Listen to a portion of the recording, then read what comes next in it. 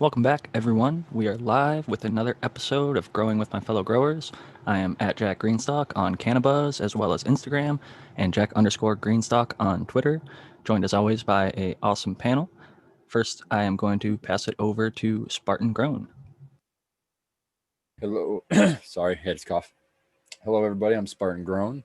I'm a organic home grower here in Michigan, or a synthetic commercial grower. I like to go both ways. You can find me on Instagram at Spartan Grown, all one word. Or I'm gonna start shouting on my email too, because I got a really good email from a viewer, and I'm not sure if you want your name out there or not, so I'm not gonna shout your name out to everybody, but I got an extremely good email from a fan, and it actually made my day. So if you need to get a hold of me, you can get a hold of me on Instagram. But if you're not an Instagram person, you can get a hold of me at spartangrown@gmail.com. Good stuff. Thank you again for joining us, Spartan. I also have an email if you want to reach out to me at jackgreenstock47@gmail.com. Welcome everybody who's here with us currently in the live chat. I want to remind everyone to click from top chat down to the live chat so you can get all the comments, and introduce next Brandon Rust. What's going on, everybody? Brandon Rust. Happy to be here, as always. It's a pleasure to interact and hang out, smoke, talk shop with all the rest of the panel members, answer questions from the chat. If you're not familiar with me, you can find my IG at Rust Brandon, RustBrandon, all one word. And you can find a link to my company, Bokashi Earthworks, and the companies that I'm partnered with or work for or consult with. They're in that IG feed somewhere.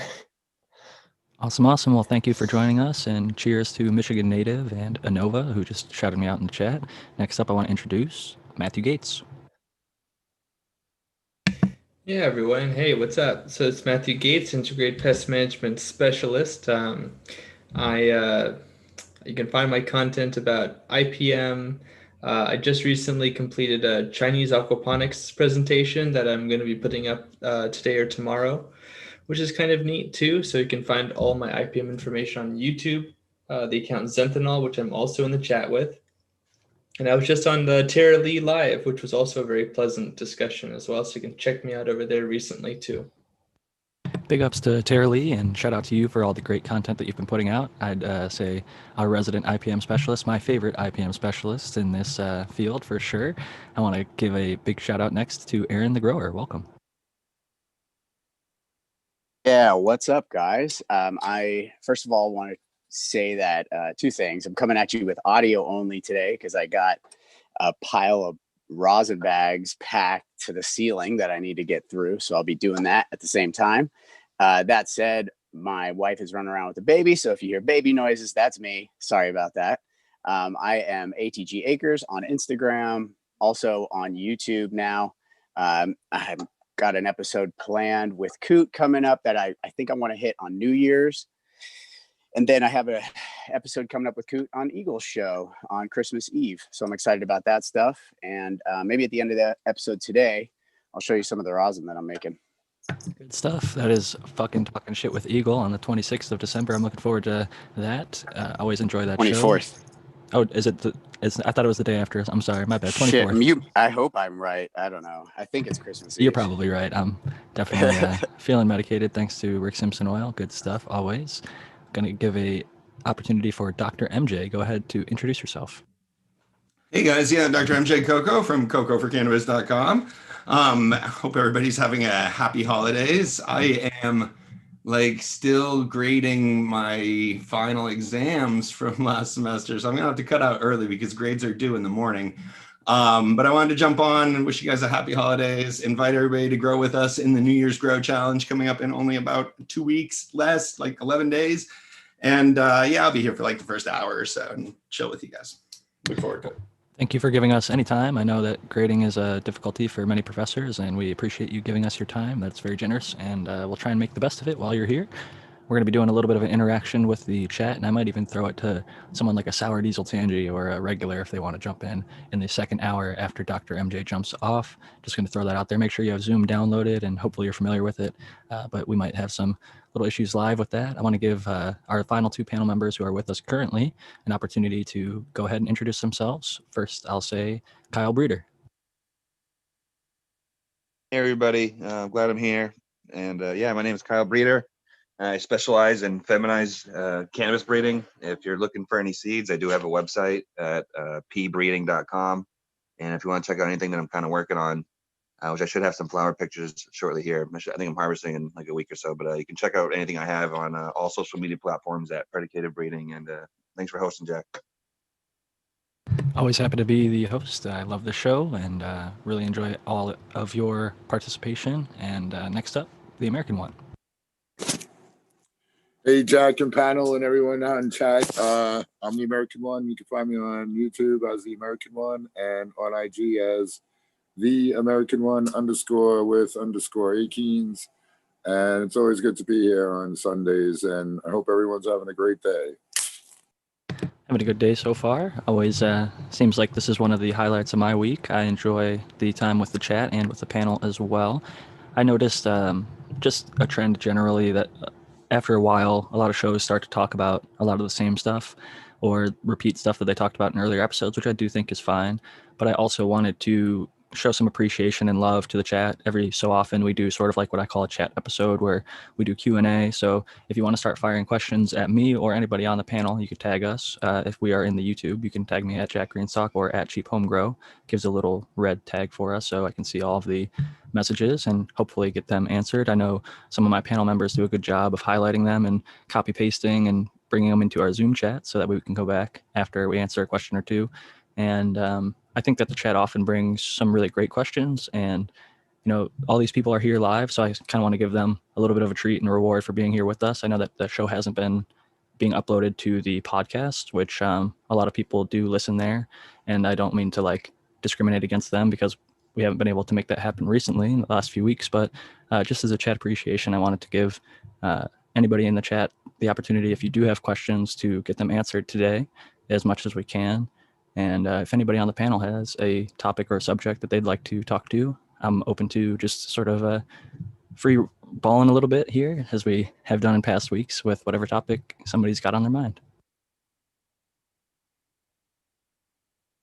I've got a question for the rest of the panel members. Let's hear it. Okay, so a lot of people take a lot of different approaches to training cannabis. And there's not, there's more than one way to skin a cat. So I like to pinch a tiny little piece off of a top node, off of a clone that maybe has like 4 or 5 nodes on it. So that way, when that thing grows out, it just bushes immediately. And then the whole time, the only thing I'm doing is pruning up the skirts. But there are a lot of different ways, especially depending on how you run. Maybe you're doing sea of green and you're just doing 1 center cola. So what are your guys' preferred method for pruning, and then kind of why? My why is because I work in a commercial setting, and the less work that I have to do, the better. It decreases the cost of inputs for everything. So if I can train once and then just focus on bottom pruning, it just works more. It's just more functional. I like that. I mean, less work is better on larger scales, and if you want to scale up at some point, so it's usually good to plan, if you want to scale up, to have less labor. I've tried a whole bunch of different stuff. I heard Jeff Lowenfels, his philosophy was like, never take a leaf off the plant ever. And like my last run, I tried that. I did just low stress training where I bent the plant over. I didn't even tie it down. Tried to remove no leaves. I used what I call the Spartan technique of, he said once upon a time, once the leaf is 50% or more fucked up, so if it looks like it's like yellowing or dying, or like for whatever reason it's just not healthy anymore, maybe it's not getting enough light, maybe there's too much wind or not enough, whatever reason, if I saw something that was 50% or more like damaged or messed up, I'd pluck it. But other than that, I did no real like adjustment to the plant. So I left all the stuff on the bottom that would be larf just to see like what would happen. Because I've done the opposite end, which some people would call like schwazzing or like heavy defoliation, where I went in and yanked off basically all of the large fan leaves before flip at day 21 and day 42, or even just all throughout the flower cycle. If there's any large fan leaf, I'd pluck it, and sort of have done a lot in between. And I've personally found I like more towards like the what I'll call like the Jeff Lowenfels idea of removing less, because one, less labor, but two, I make RSO and I make hash, so having small buds and larf, it doesn't like beat me up that much. Like I'm not too pissed about it. One, I don't trim at all. My wife trims for me, so the little buds, like it's not a huge issue. Even if she has to trim them, like she doesn't really mind. But with that being said, I've seen a lot of people who remove so much that I think that it does end up negatively impacting their yield. Like they might have the bottom half of the plant as just a stalk. Like they've completely stripped, lollipopped so much that it's like naked, and the plant might be like 2-3 feet tall before you get to even the first bud site. And sometimes I think that might be vegging for too long, but also sometimes I might think maybe they just defoliated or stripped too much, because I've noticed maybe with LEDs or just running enough PPFD at the light levels and environment I'm running, I've noticed the stuff like all the way until maybe like the bottom 5 to 10% of the plant, like bottom 1 or 2 inches is actually large and small buds, but the other, I don't know, between like 12 and 18 inches of canopy, depending on the strain, can be pretty solid nug. So that's where I'm at on the whole sort of training, deleafing, defoliating. I think I'm going to go back to topping just because it makes it a little bit easier to get like a 2-head split and then start kind of shaping the plant to fit your space. But I don't think topping is necessarily necessary. I used to think it was a lot more necessary personally, but yeah. Did leaving the leaves do better than swazzing it? I think personally, I haven't actually weighed out the harvest yet, and it was different strains, so it wasn't true science. Like I should have done the same clone and done it with all of them, but just from what my general feeling is that removing less, the plant produced a little bit better, like more generally. But I would say when I removed more leaves, I got probably better looking buds.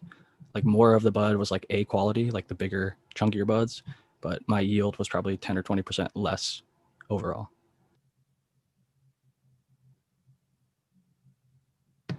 Tao, what do you like to do with your training techniques there? Well, yeah, like it depends on what the situation is, but like Brandon was saying, I let them come up, and then when there's at least 3 or 4 really good nodes, I see there's going to be branches coming out, I'll top it there with the idea that either 4 or 6, main branches off the main stem are going to be the plant, and I could take a couple cuts off the bottom ones. And sometimes I would just do it straight up to see what it looks like from seed. Sometimes I like to do that. And then I like to do the top leaf strip, like the GML topping method that I call it. But I know someone else did it before him, but that's where I learned it.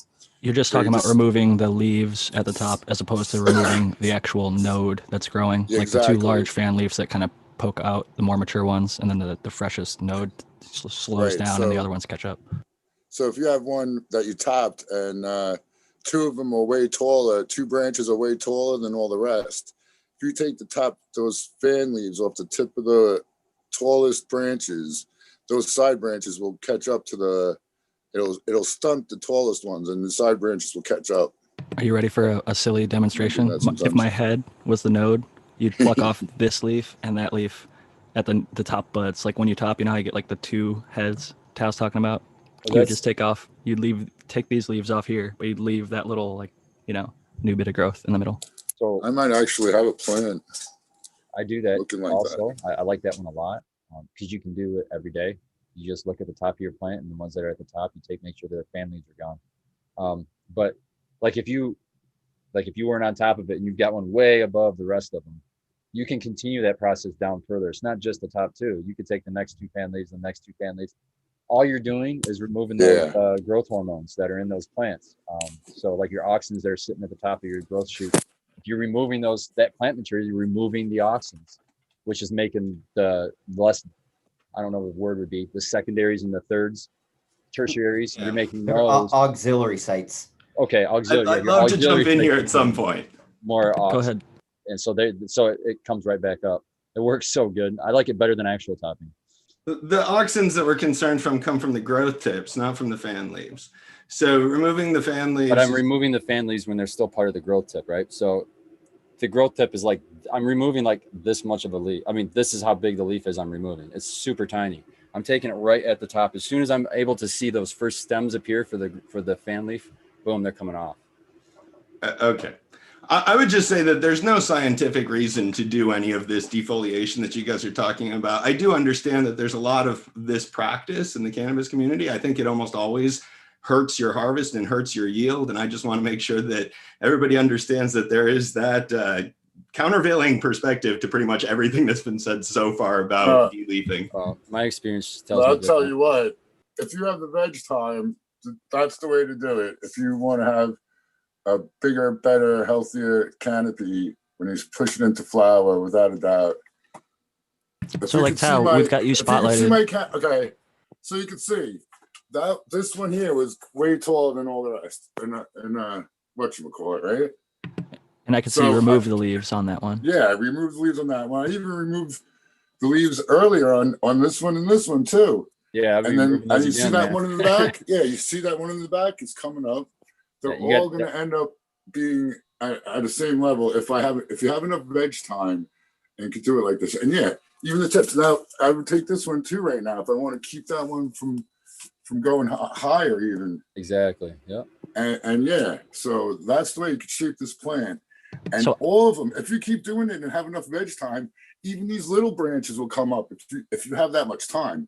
But I just want to try and get those 4, tight as much, and you can control plant height this way too. If you want to control your overall plant height, you could do the same thing. So my thought is, Tao, I just want to ask before we move on to whoever wants to discuss their plant training next. I see like what I would call like 4 good mains and then a lot of like auxiliary branches. If you keep on doing what we're calling the GML topping or that leaf removal topping method, would you expect those other 8 or whatever smaller bud sites to reach up and then be all 8 of them are going to be at that same top height? Or are you just going to get those 4 main tops? Well, you still have the caveat of strain specific because there are some strains that this does not work great on. Yeah, and sometimes it will get a little freaked out.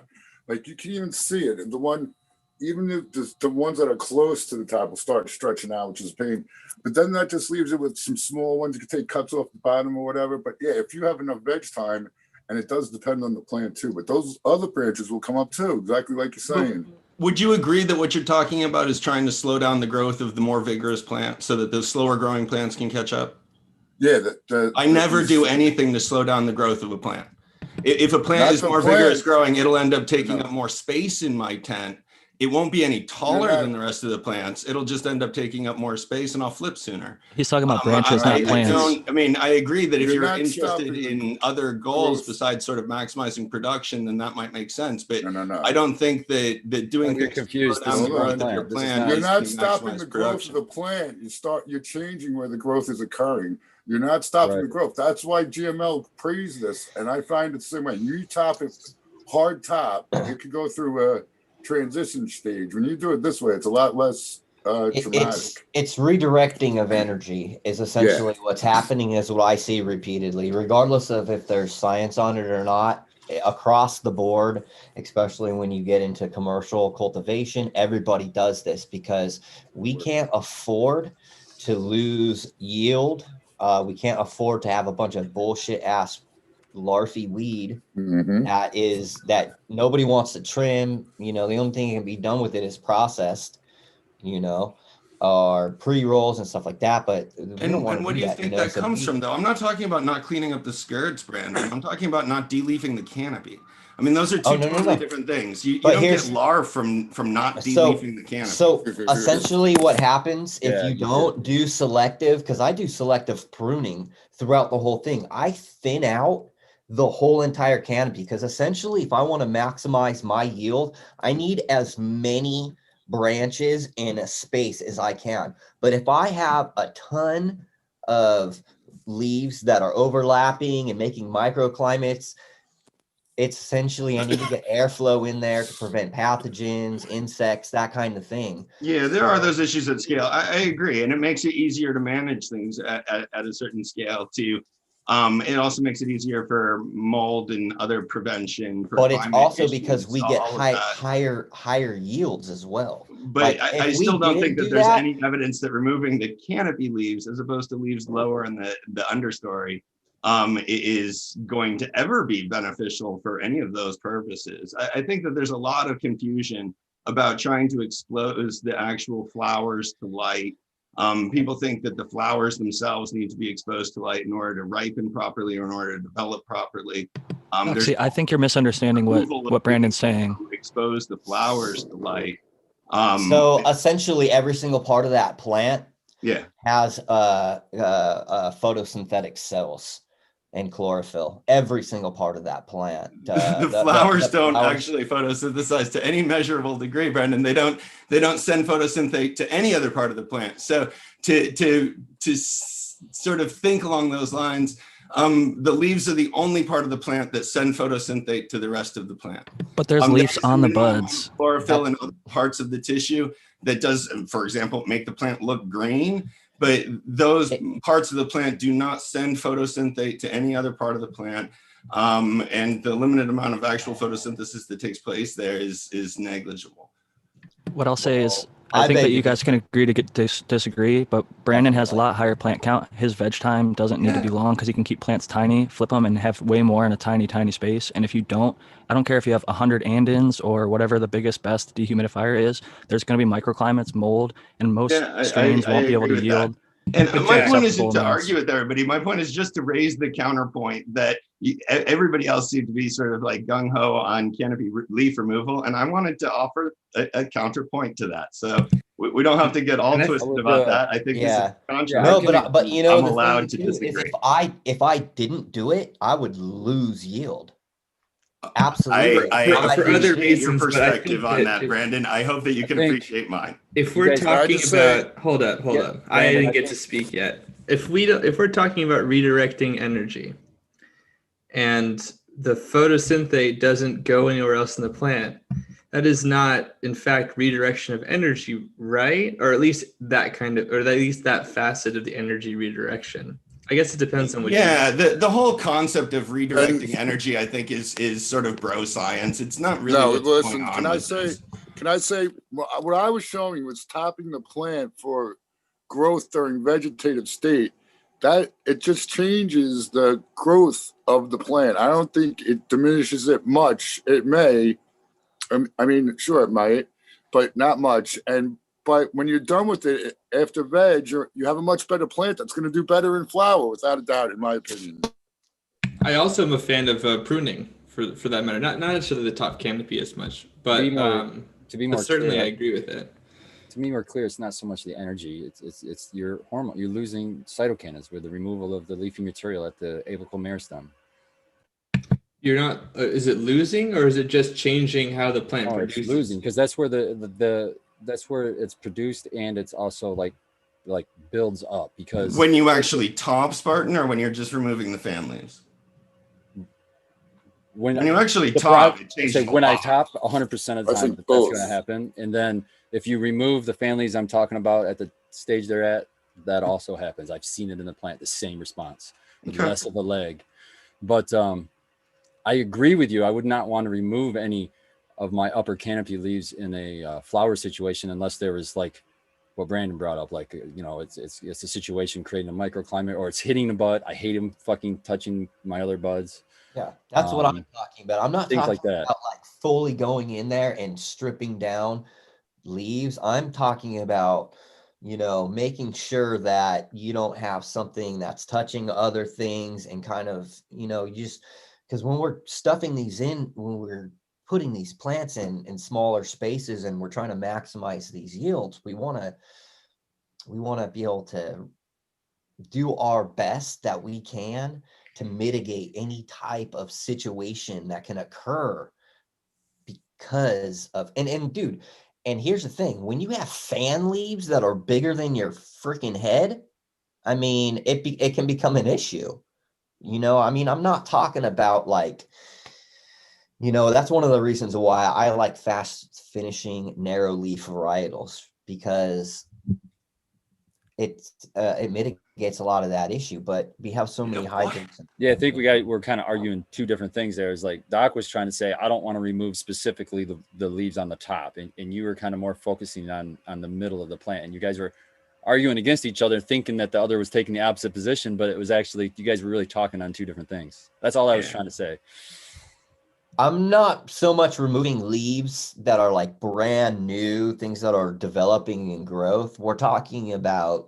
I'm more talking about fan That's leaves. super interesting, Brandon. I got to ask you about that because I am a huge proponent. I think, and maybe I'm wrong, I'll be the first to admit I haven't looked into the science of this, other than I do know that the older an organism gets, the less efficient it gets. So I try to remove any of those really old leaves. They tend to be the biggest ones. That actually is something that we could talk about. If there's an old leaf that's blocking light to a younger leaf, that's the one situation where removing the upper leaf would be beneficial to the plant photosynthesis, because of exactly what you're saying, Spartan, that the younger a leaf is, the more efficient it is at photosynthesizing. And the older leaves, there was a study recently that I was talking about with Dr. Photon that showed that. And we had this conversation about whether it would be beneficial for deleafing late in flower to expose younger leaves. The problem is that the plant doesn't grow that way very often. The younger leaves are already above the older leaves that would be blocking the light from them in most cases. That's why that swaging works, I think, because you're removing all the leaves. So that it forces everything. But it doesn't work, though, Spartan. So well, I think what I mean by that, is that you can still get to harvest with flower, obviously, right? But your yield is going to be reduced. And what happens there is the plant ends up spending a whole lot of its stored energy on regrowing leaves that you stripped. So it looks like your plant's going through a growth spurt, but really it's sort of spending its reserves to recover from the injury. And that lack of sort of reserves is going to affect it the rest of its flowering period. So but I gotta cut you off. We've been talking about this for half an hour. We've talked about this for literally several shows in the past, and Brandon brought this up, not someone from the chat, and this show is talking about the chat. We have 6 questions from the chat that we haven't even addressed at all yet. So I'm just going to cut it right here. Feel what you feel about it. Think what you think. Do your own research. Next question. Carl Thurman, growing in soil, week 2. Bokashi Earthworks products. Do I feed something in specific in flowering to meet the plant's needs, teas, etc.? And I'll pass that first to Brandon because Bokashi Earthworks is your company. Sure. Okay, so for flowering, what I like to do is I like to keep the calcium high. I usually try to front load calcium in veg, have high calcium, and get the leaf tissue up to a high percentage. And then I like to push a little bit more potassium into flower, and then kind of have that be more of the main component. So for week 2, obviously you want to still be using the amino acid nitrogen, because in smaller pots, you're going to run out of nitrogen first. It's going to be the first thing that goes. Potassium is one of the hardest things to cycle in organics. So the Agsil 16 works wonders, and I use that through the whole cycle commercially and in my home grow. So if you can get your hands on some gypsum, which is very, very inexpensive, and then the other 2 products, which you probably already have, which is the amino acid and the Agsil, you just keep using those throughout the cycle. I have a question you just brought up about the aminos, bringing nitrogen in flower, and I do run in small pots. I'm actually moving to an earth box, which will give me an additional 2 gallons of soil per plant, from 3 basically up to 5 gallons of soil per plant, but it's still fairly small for organic or living soil, whatever you want to call it. My question is, my plants do start to yellow and fade fairly early, sometimes as early as like week 4 into flower for like a 7 or 8 week strain, but they end up making it and producing over that gram per watt at least, pushing 1.5 on, depending on the strain and harvest and how everything goes, etc. So I'm actually perfectly fine and happy with that. But I was curious if, like I've heard Spartan in the past talk about, I believe that it's potassium. If there's not enough of that, it'll really impact yields. But phosphorus, even if there's a deficiency of phosphorus, you still have like almost the same or average flower yields. So with that in mind, I was curious, do you have any thoughts or information on nitrogen? If there's nitrogen lacking, like let's say week 4 or week 5, semi-early, I just kind of like considered an early fade. Yeah, so your crop has a total like nitrogen requirement, and that nitrogen requirement doesn't exactly just like fade or peter out at the end. although the plant may start using less, I don't really know if that's a thing. I use almost the same amount of nitrogen as in the form of amino acids. So here's the thing about nitrogen. Nitrogen has to be converted, and it takes energy to convert. It can take up to, I've been told, I think up to 18% of the plant's photosynthetic energy to convert ammonium into nitrate, and then that into nitrates and protein, and then to protein, the protein complexes, amino acids, and then the protein complexes, excuse me. With the amino acid nitrogen, it's majority of what you're feeding it is the amino acids. So they just need to be combined into proteins. So it takes less energy to take amino acids and turn those into proteins for all the other metabolic processes and the different internal processes that happen within that plant. When you're using a source of nitrogen that's bioavailable, it's not locked in the plant, and this also helps with susceptibility to pathogens as well, right? Because when you have a lot of nitrite, stuff like that locked in the plant, that gives a source of food for a lot of these pathogens who require a certain nitrogen to carbon ratio. It is a little more difficult for these pathogens to use the amino acid protein and protein complexes, as so that's one of the benefits as well. But you want to use these, nitrogen. It's a fuel source. It powers everything. So you don't want it to run out prematurely, because it's really kind of like it's one of the drivers of the system.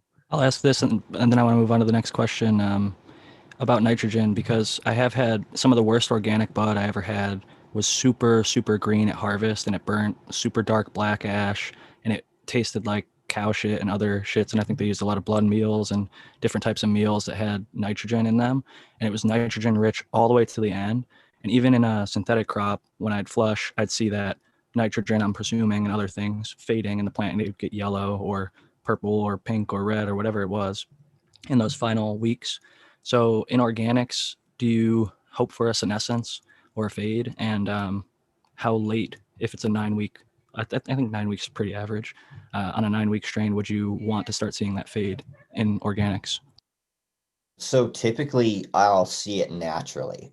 The problem that you will see is the over-fertigation of nitrogen, which is an abundance of insoluble nitrogen that has to be broken down, and then also the overabundance of things like ammonium, which you'll find in like cow manures, compost that haven't fully decomposed.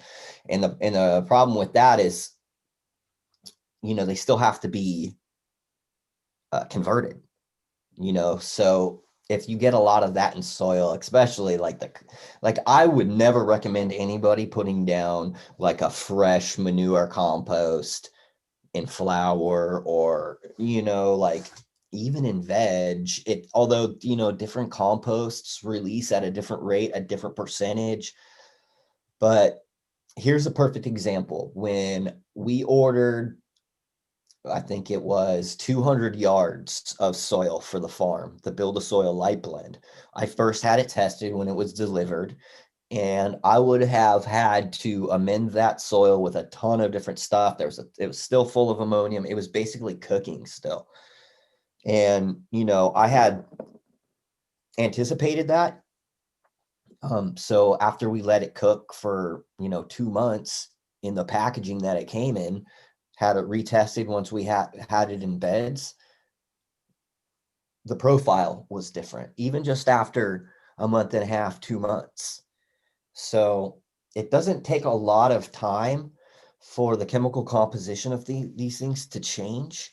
And overabundance, especially when you get it into the tissue, you can't really mitigate that issue so much, because it's in your soil, it's in your tissue. It's like, what are you going to do now?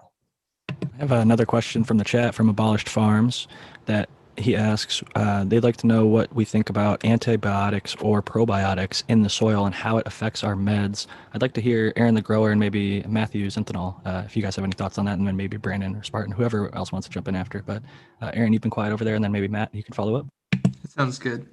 Funny that you bring me up in the question that I know the least about so far. But I thought you were one of the probiotic Farmers Alliance guys. No, definitely not. But I'll tell you this. I mean, if you pick up a handful of my soil, there's a whole bunch of beneficial bacteria. I don't buy products called probiotics and add them to my soil. Probiotic So is like a technical term, though, kind of. The problem is that people use it in marketing, and then I'll shut up. Like a worm casting could be a probiotic then, right? Because like it's beneficial. Exactly. That's my understanding. But hit me with some etymology, Matt. Yeah, so I mean, I think that at least in this context, we're like probiotic would like from a human context, we're like are like microbes that we can get into our system, right? And so like kind of establish whether we want to or not, or well, in particular the ones that we want to though. But like not all microbes have the ability to like do that kind of easily. And I guess that depending on how you define that, like you might consider something more or less suitable for that term. But I think in the concept for plants, it's more so like like you just said, like using beneficial microbes in like a way that facilitates plant physiological growth, whether they kill pests or whether they're like facilitating, physiological reactions or nutrient uptake.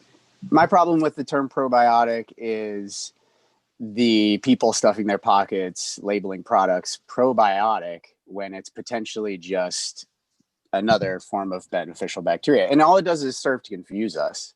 I mean, what was the other half of the question? They were asking about antibiotics, and technically like limonene can be an antibiotic, I think. So it's really interesting. I think the reason they asked this is because I've heard people say they go to the health food store and they'll buy like kombucha or they'll buy other things that are meant for humans, and they think that maybe they'll get a better price by buying it for people as opposed to buying it for plants, which if you go to a hydro store, I use it for antibiotic purposes. I use hydrogen peroxide as an antibiotic. SM90 also has antibacterial properties. So that's to maintain a reservoir in a hydroponic system. Either you're going to use that with beneficial bacteria. We usually call them bennies or beneficials rather than probiotics in this context. It's probies now. Get with it, doctor. Probies. Yeah. I like that. Sounds like a really bad alien experience. Probies. And then, or you can go the antibacterial route. And those are sort of options to do one path or the other through this.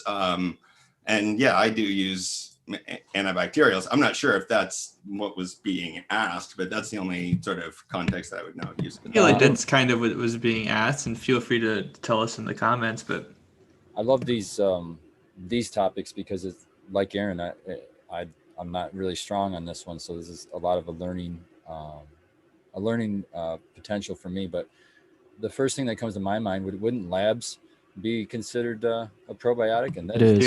That's in most kombucha and a lot of other health food things. And that's what I was going to say. A lot of it is exactly the same. You're getting labs, or you're getting some of the same like microbes. Like I know BTI is used for mosquitoes, but it works well. Define probiotic.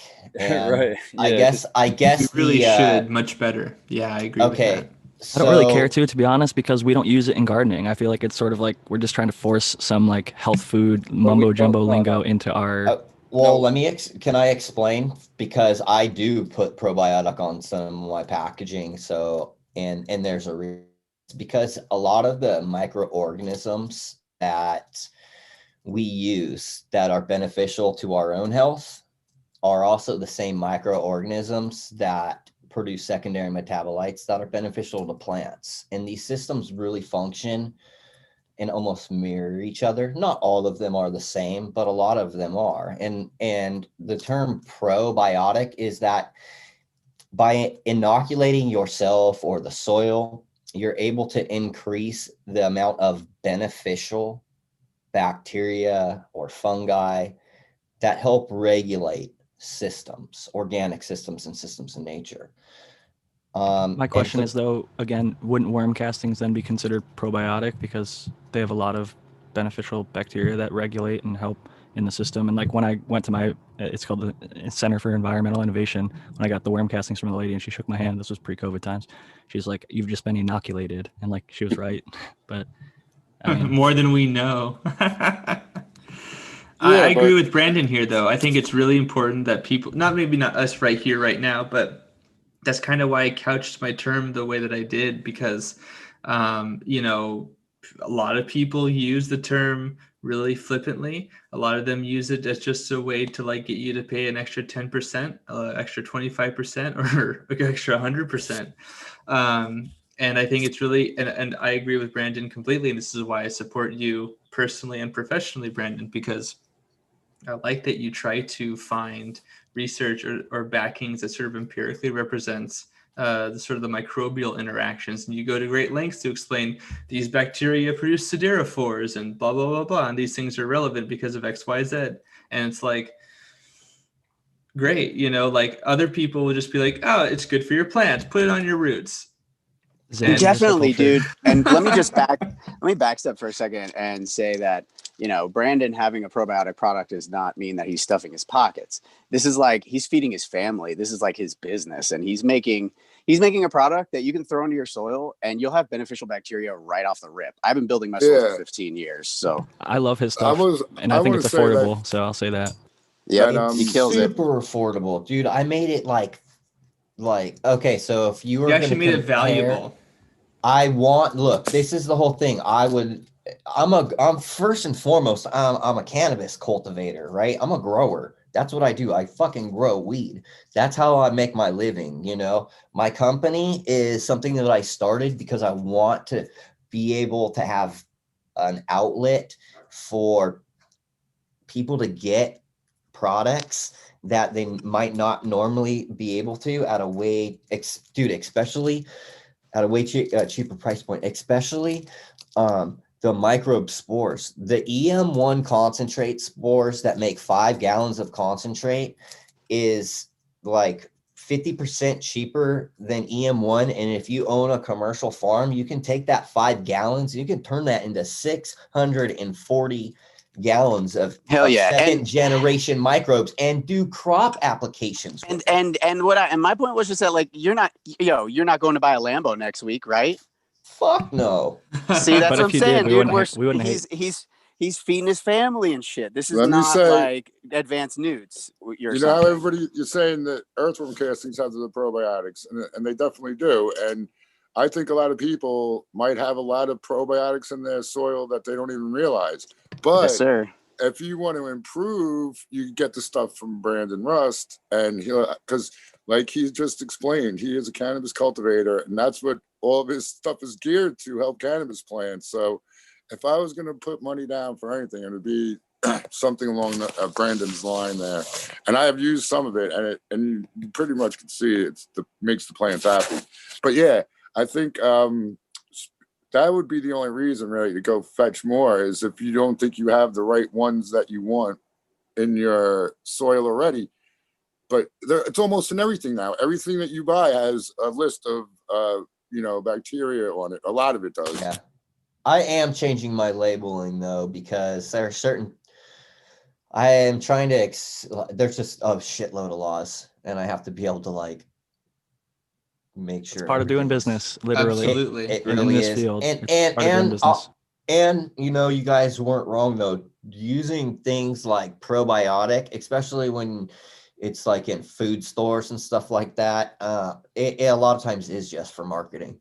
I agree with you. I mean, I did say it so myself, I suppose that was unnecessary to say, but I do have to agree, Brandon. I do like that you do try to, and I want to reiterate, help people out by like actually explaining what's going on, and you try to use research to back up your claims and make the growing more successful with them, and that adds value. Whereas in my experience, especially integrated pest management, to put on that hat for a moment, people ask me all the time, what product should I use? What product, is this a better product than this one? Maybe sometimes it is, and sometimes it isn't, depending on what you're doing. Situational, absolutely.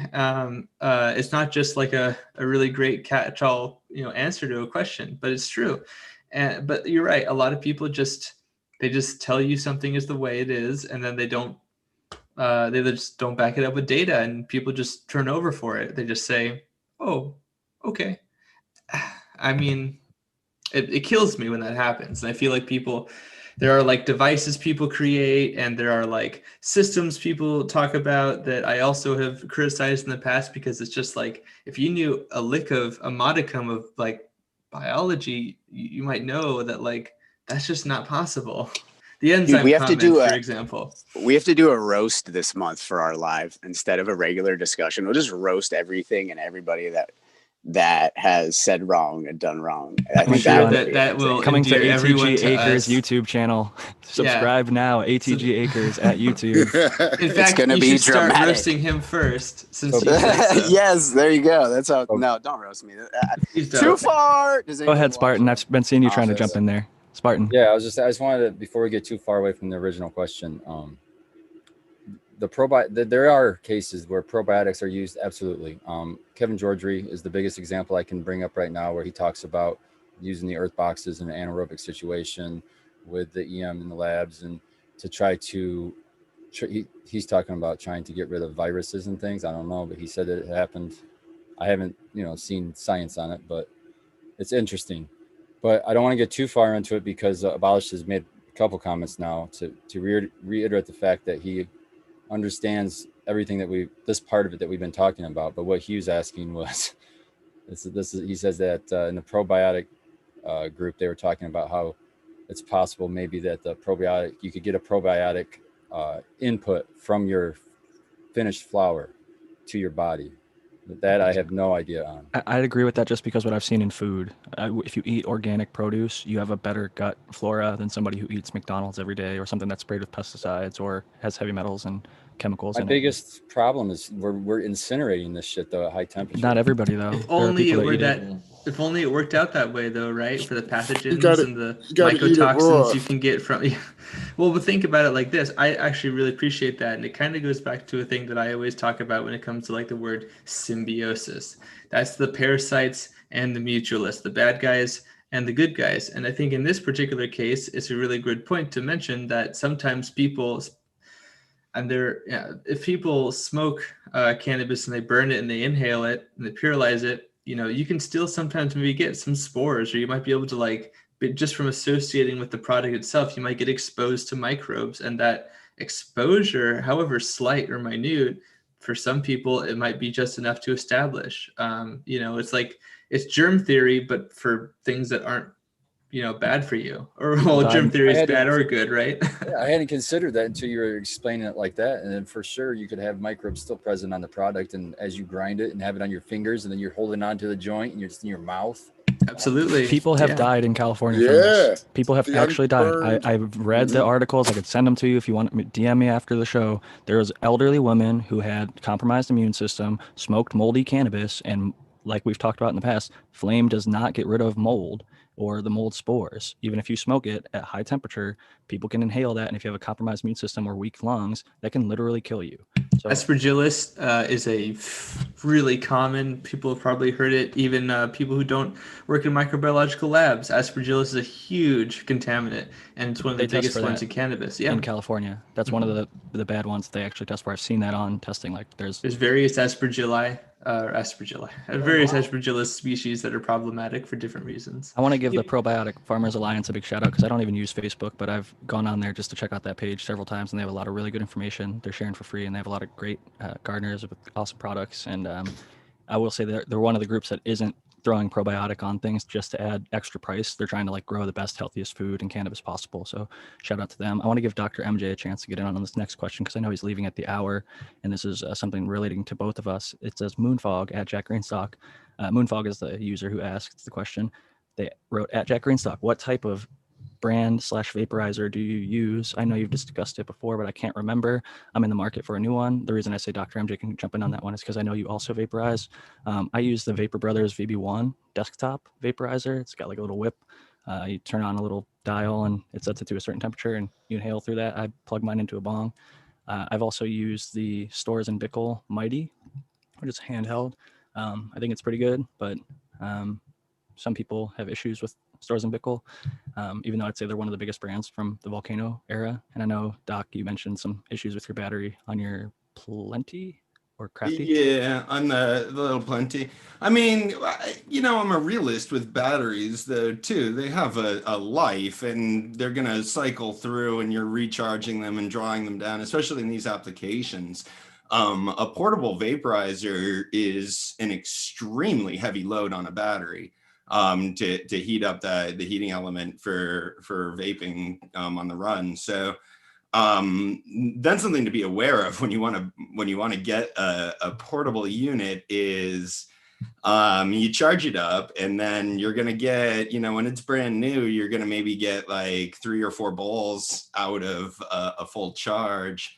If you're using it frequently, then that will diminish through time, and eventually it won't hold enough of a charge to even sort of get through 1 bowl anymore. And that's sort of where I got to with my little Crafty. So, I think the portable vaporizers are really cool for being portable. But I fell in love with the damn thing, and it took over the way I consumed cannabis. All of my cannabis pretty much went from, like rolling joints, and I have my big water pipe and my little spoons and stuff, and everything started going through the Crafty for about 11 months until the battery wouldn't hold the charge long enough to sort of go anymore. So I think that if you're going to be doing it for, heavy use, then it's worth investing in something that can, plug in and be a more sort of substantial, like the Volcano or something. The other thing to be aware of with all of the vaporizers, something that I think a lot of people aren't aware of when they're buying their first one, is pay attention to how easy it is to clean and how easy it is to disassemble the damn thing. That's always been the bane of my existence with any kind of smoking implement. We have a beautiful 3-foot bong, 3 chambers with this like chandelier thing in the middle that does all these little bubbles when the damn thing is clean, but it takes 10 hours to clean the thing, and you have to clean it every time you use it. So be aware of those kind of things when you're buying, I think, any kind of smoking implement, and especially for little vaporizers. One of the things that I do like about the Storz & Bickel is it's pretty easy to sort of take it all apart and get it clean and put it back together again. Yeah, I didn't have any issues with that. A lot of them you can, like they're glass on glass, and you can just soak all the pieces or metal in isopropyl alcohol or rubbing alcohol, whatever ethanol you have, and then dry it off and put it all back together. Yeah. If you The can't other thing afford, is the method of heating. So there's induction and convection heating.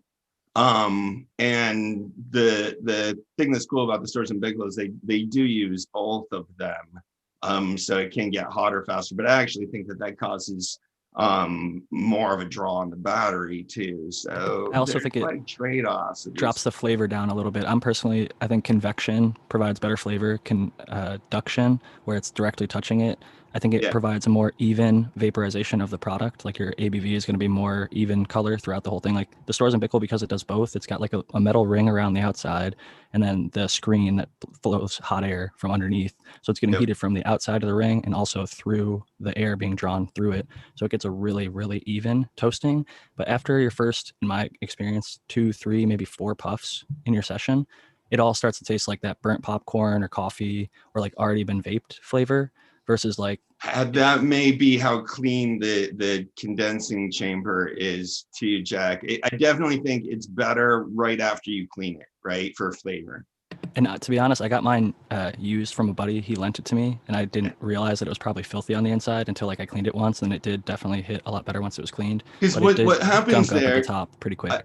I don't actually think it's the bowl getting vaped. I think what's happening is as you're moving that hot air through the condensing chamber, you're heating up that old stuff. At the same time that you're cooling down the new stuff, you're heating up all that old stuff.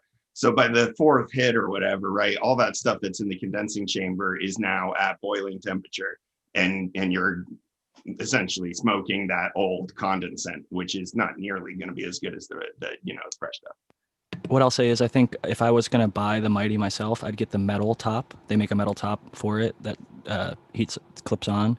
The plastic one, like some people when they're knocking it out to empty the bowl, break Some that people, piece. everybody. I mean, as far as I'm concerned, everybody breaks at least one of those little feet off and then freaks out because they realize they only have one little foot left. So there's these two little feet on the top of the crafty that you twist the lid into.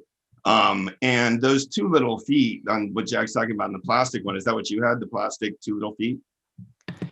I was actually talking about like the cooling. It's the Mighty is like the bottom is like a battery and the bowl, and then the top is like basically the mouthpiece, and like it draws through there. They make a third party. I don't know if it's from Stores and Bickle or from another company, but it's made out of metal. And like instead of being plastic and then like a rubber grommet and like a metal screen, the whole it's top metal part. on metal. Yeah, so the mouthpiece is metal. The actual top piece is 100% replaced by metal. So then you could just soak it in alcohol after you remove the O-rings and things like that. Yeah. No, I'm talking about those stupid little feet that hold on. So when you take the top off to like reload the crafty, at least, and I think the Mighty works the same way, there's these two little feet that are little like plastic hooks. And the problem with that is once you twist it to those feet. Right. The problem with that is when you go to dump the ball, we're so used to just banging the ball against something. You just like tap it against anything and those little feet break off. I mean, you tap it against like a notebook or a book or something to just bang out the balls, and those feet will break off because they get hot during the sort of session.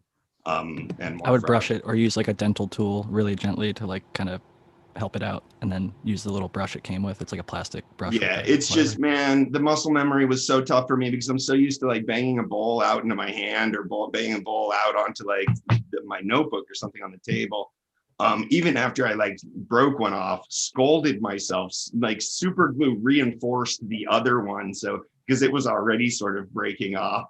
Like so many times, because you're high, dude. When you're done using this thing, when you go to do this, you're like super high and you're just like on autopilot mode. And I kept catching myself like about to smash this stupid like one little foot off. So yeah, be aware of that. But other than that, I really like, I mean, like I said, even though I sort of burned through my battery, I'm probably going to buy another Stores and Bickle. Yeah, I'm a big fan of that brand. I don't personally own it. I've only, like I said, my buddy let me like borrow his for a few months to see if I wanted it, and I ended up personally not buying it, but I enjoyed it while I had it. I wanted to say, Doc, it's about the 1 o'clock, or not 1 o'clock, 5 o'clock hour out here on the West Coast. We're 1 hour in, and I didn't want to hold you any longer. I know you've got some papers to grade, but I also don't want to kick you out by any means. So if you do want to give your final shout outs here, you've got your opportunity. Exactly. Yeah, I should get going. I need to get all my finals graded and then tabulate everybody's final grades and assign them all before I go to bed tonight. So I hope everybody's going to have a wonderful holiday week.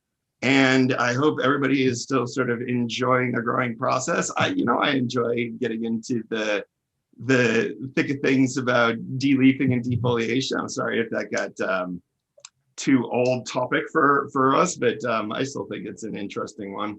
I hope everybody comes and joins us in the New Year's Grow Challenge too. So it's free to join. We're going to have a big giveaway the first week that you can, everybody's going to be eligible for. It's just a lot of fun to grow together. There's like 340 people signed up right now. Go to cocoforcannabis.com/challenge. We drop seeds or cut clones on January 1st. And I'll see you guys again. Happy holidays. I signed up. Cool. Yo, nice. Welcome, Tom. Good stuff, the American one. And yeah, I wasn't upset earlier. I probably came across that way. I was just trying to like not make the whole entire show into the defoliation versus non-defoliation conversation again, because I do think we got a good half an hour of it in the beginning, and we've definitely talked about that a fair bit in the past. But I always appreciate your input and stance behind science and all the information that you have. And I think I'm glad that you do share it, because that Smiley's Garden always says it's one of his favorite panel shows, or his favorite panel show about growing. And I think it's because we actually kind of all have differences of opinion, and we can kind of go about our life with that, and we can all feel one way, and I think everybody tries to bring their best information to the table, and that's what a lot of the viewers and listeners really do enjoy about this show. So Doc, thank you again for coming. I didn't mean to be overly confrontational. Cool, It's just like it's topic change. Grower love, everyone. I hope have a wonderful Christmas and happy holidays. Merry Christmas, Doc. And I just want to say, a lot of people think that there's like some kind of animosity between me and Doc because we a lot of times don't agree, but that's not the case at all. That's the stuff that's when I learn the most, man, is like when we have a disagreement. I mean, we can parrot each other all day long and no one learns anything. So That's called an echo chamber. I just absolutely love In it. my neighborhood, that's how you got a best friend. You fought them, and then you were best friends. Yeah, Just exactly. remember- It's that fight that sort of earns the respect, right? Enemy Remember, I'm approvals. Grower always love right. to you guys, We're all everybody. I hope warriors. you all have a wonderful week, panel. Later, Doc. Merry Christmas. When it comes Definitely. down to it, I'm always right, and Brandon Russ can always correct me. Do we have another question, Jack? Yeah, we do actually. This one actually would have been good for Doc, but I'll just pass it to the panel because I think that we're all qualified to answer these grow questions as well. Ant Grows asks, thoughts on Jack's feeding schedule that has bloom for 2 weeks and then switch back to exact same newts as veg before finish newts. It's working, just curious. And I'll say one thing on that. I do think from what I know of like Red Setter Farm and Sequence underscore MI, or the two guys I'm most familiar with running Jacks currently, I believe that veg, they do at 1 pH range, and flour, they do at another pH range. I think it's like 5.7, 5.8. And then like flour, it's like 6.1, 6.3-ish. It's like a little bit higher, if I'm remembering correctly. But I know that might be part of the reason that they're able to do, I think it's like a 3-2-1 formula that works in veg and flour. But I think that there's also additional things that go along with that. So I'm curious what the rest of the panel has to think about that, or if anybody's run Jack's nutrients. I haven't run Jacks, but just as a general word of advice for anybody, if you're starting a nutrient line that you haven't ran before and you're not comfortable with it, run just that nutrient line. Don't start adding weird things in there, and trust what their schedule is. You might want to, I keep saying, sorry. You might want to call the company, get a hold of somebody there, tell them exactly what you're doing. Hey, I'm growing some weed. What's your recommendation? I would trust that kind of information because they're the ones that make it. A lot of times you'll see information on the internet tell you only run it at half strength. Well, that's kind of the old mindset. Some of these newer companies that are coming out, they're coming out with the recommendations right kind of where you should be. So I really recommend getting a hold of them if you can, or at least for one run, follow their recommendation and see how it goes. Or check your EC if you have an EC meter. Dr. MJ's website, if you're growing cocoa or any sort of hydro, in my opinion, if you're going to be running nutrition, like a salt or liquid, whatever it is, base, he has a really good, and I've helped 50 to 100 growers fix their gardens from like complete dying, dead plants, struggling, and like they were pulling their hair out, ready to kill their crop, to like, I just sent them a screenshot of the range of EC for seedling, for veg, for like early flower and late flower from Dr. MJ's website. Told them like, flush it down, and they were always over. Their EC was like 2.0 plus. So they're always feeding way too much, and they're giving like full strength every single time. They were waiting too long between watering, so the nutrients would build up in the drying out medium.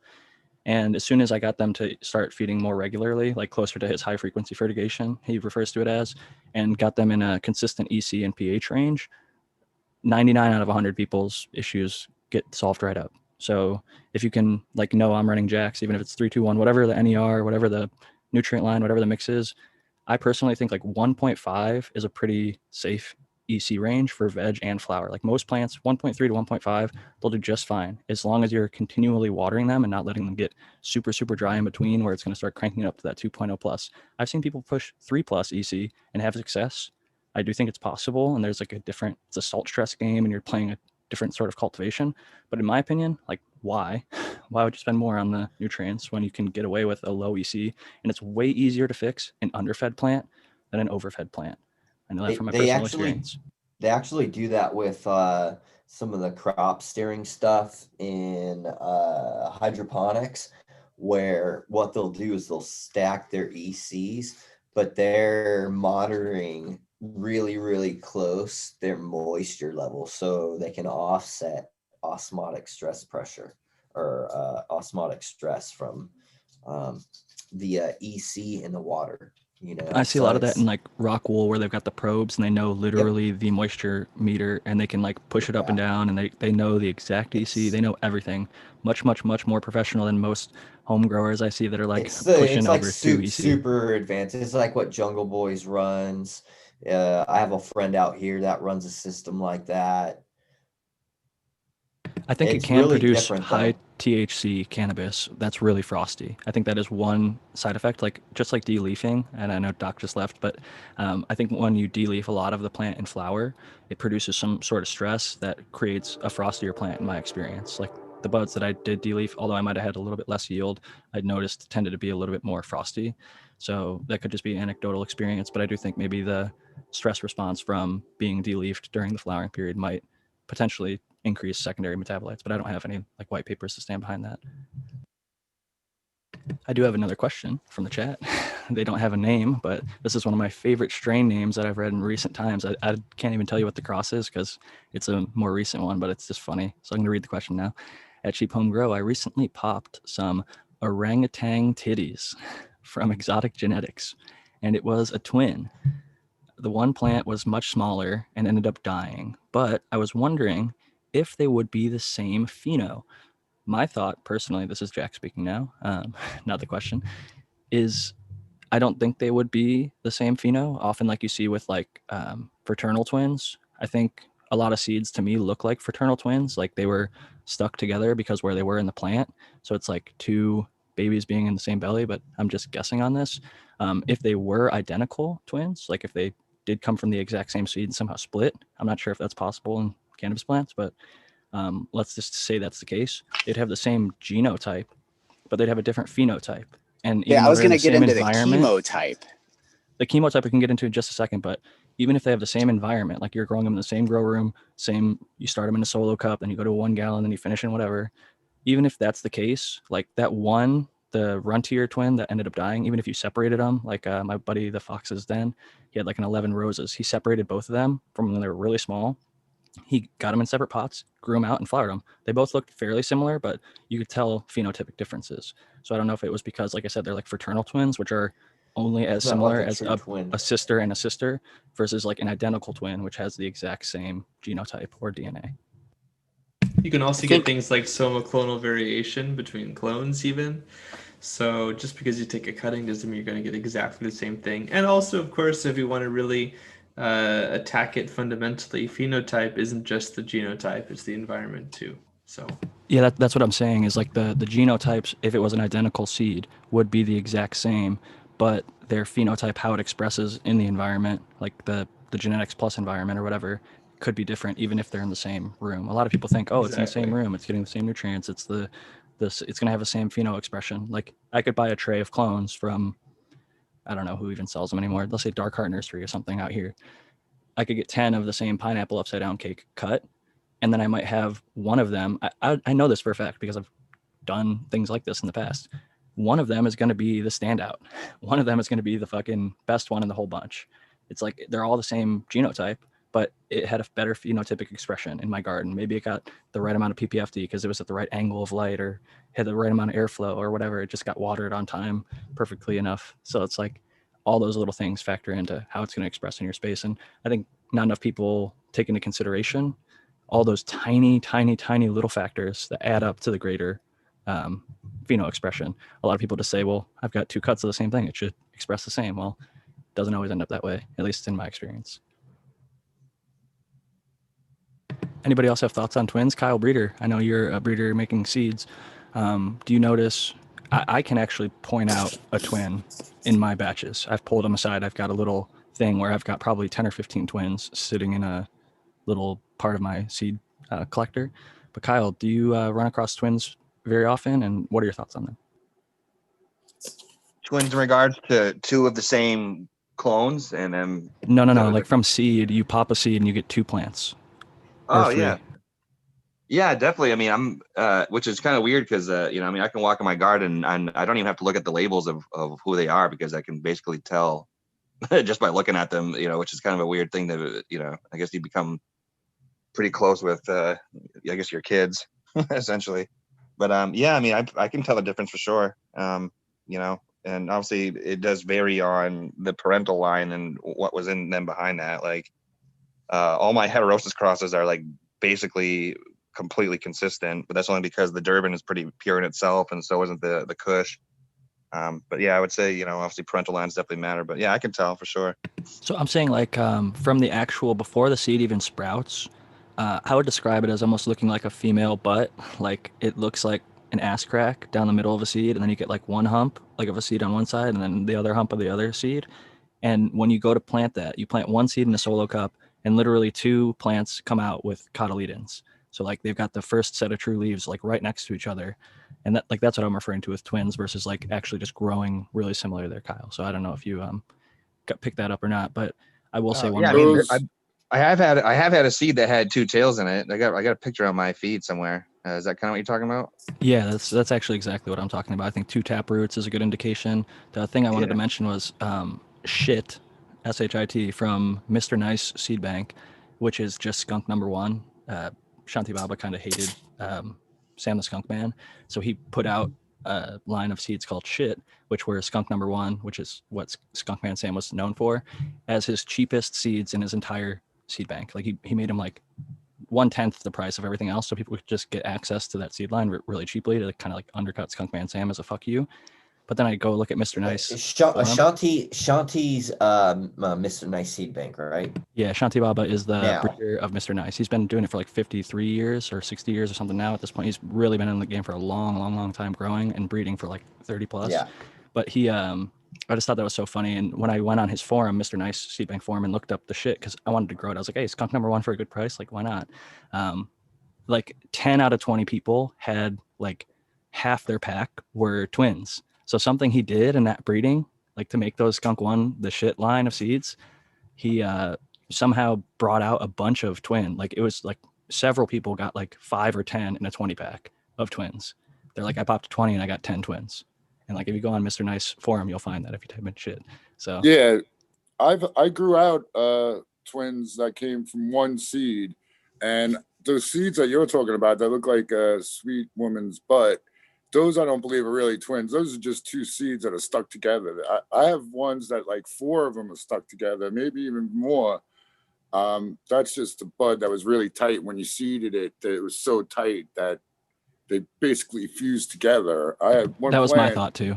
Yeah, one plant I have a ton off of, but two roots came out of one seed, and I ended up growing both out. And it seems like everybody has the same experience. That one's like Arnold Schwarzenegger, and one's like Danny DeVito.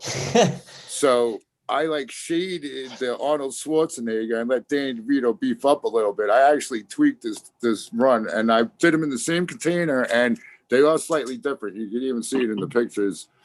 And I'll put that link from my Instagram in there. I just put the one where it just started. You can see them coming out of the same seed, but I have a future post that shows them bigger.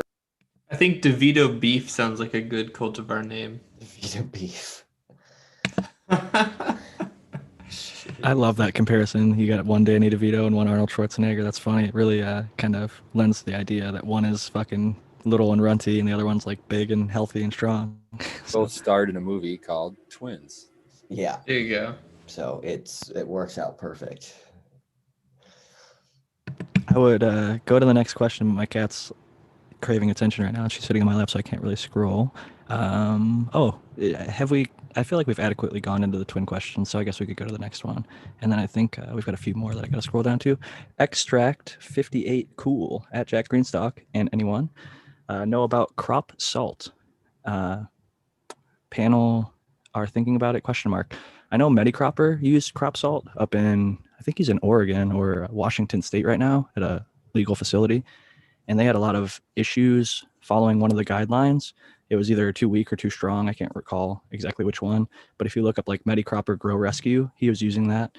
It is like kind of like a lot of the other salt lines. You know, weigh out X amount of it. It's if it's affordable to you and you can get it to work, I think that it's a valid option. It's not my first go-to. I think that there are slightly more affordable lines. Like I want to say Jack's. I think Jack's Nutrients is the most affordable that I've seen or come across for hydroponic salts. Maybe Raw, Harvey or Harley from NBK Industries has like a little line, but I don't know how expensive that one is. I haven't priced that up for a long time, but I know Jack's is I think very, they're very really affordable. expensive. Raw's really expensive. Oh, okay. Then yeah, don't go with that. I just thought that because when I first started growing, I know he didn't get it from Raw, but he got it from a place kind of like Raw. My mentor from the very beginning, we were growing DWC, and he was just mixing up, like he would buy nitrogen salts and, calcium and whatever, and he would just mix it up himself. Like he made his own, line of nutrients, so to speak.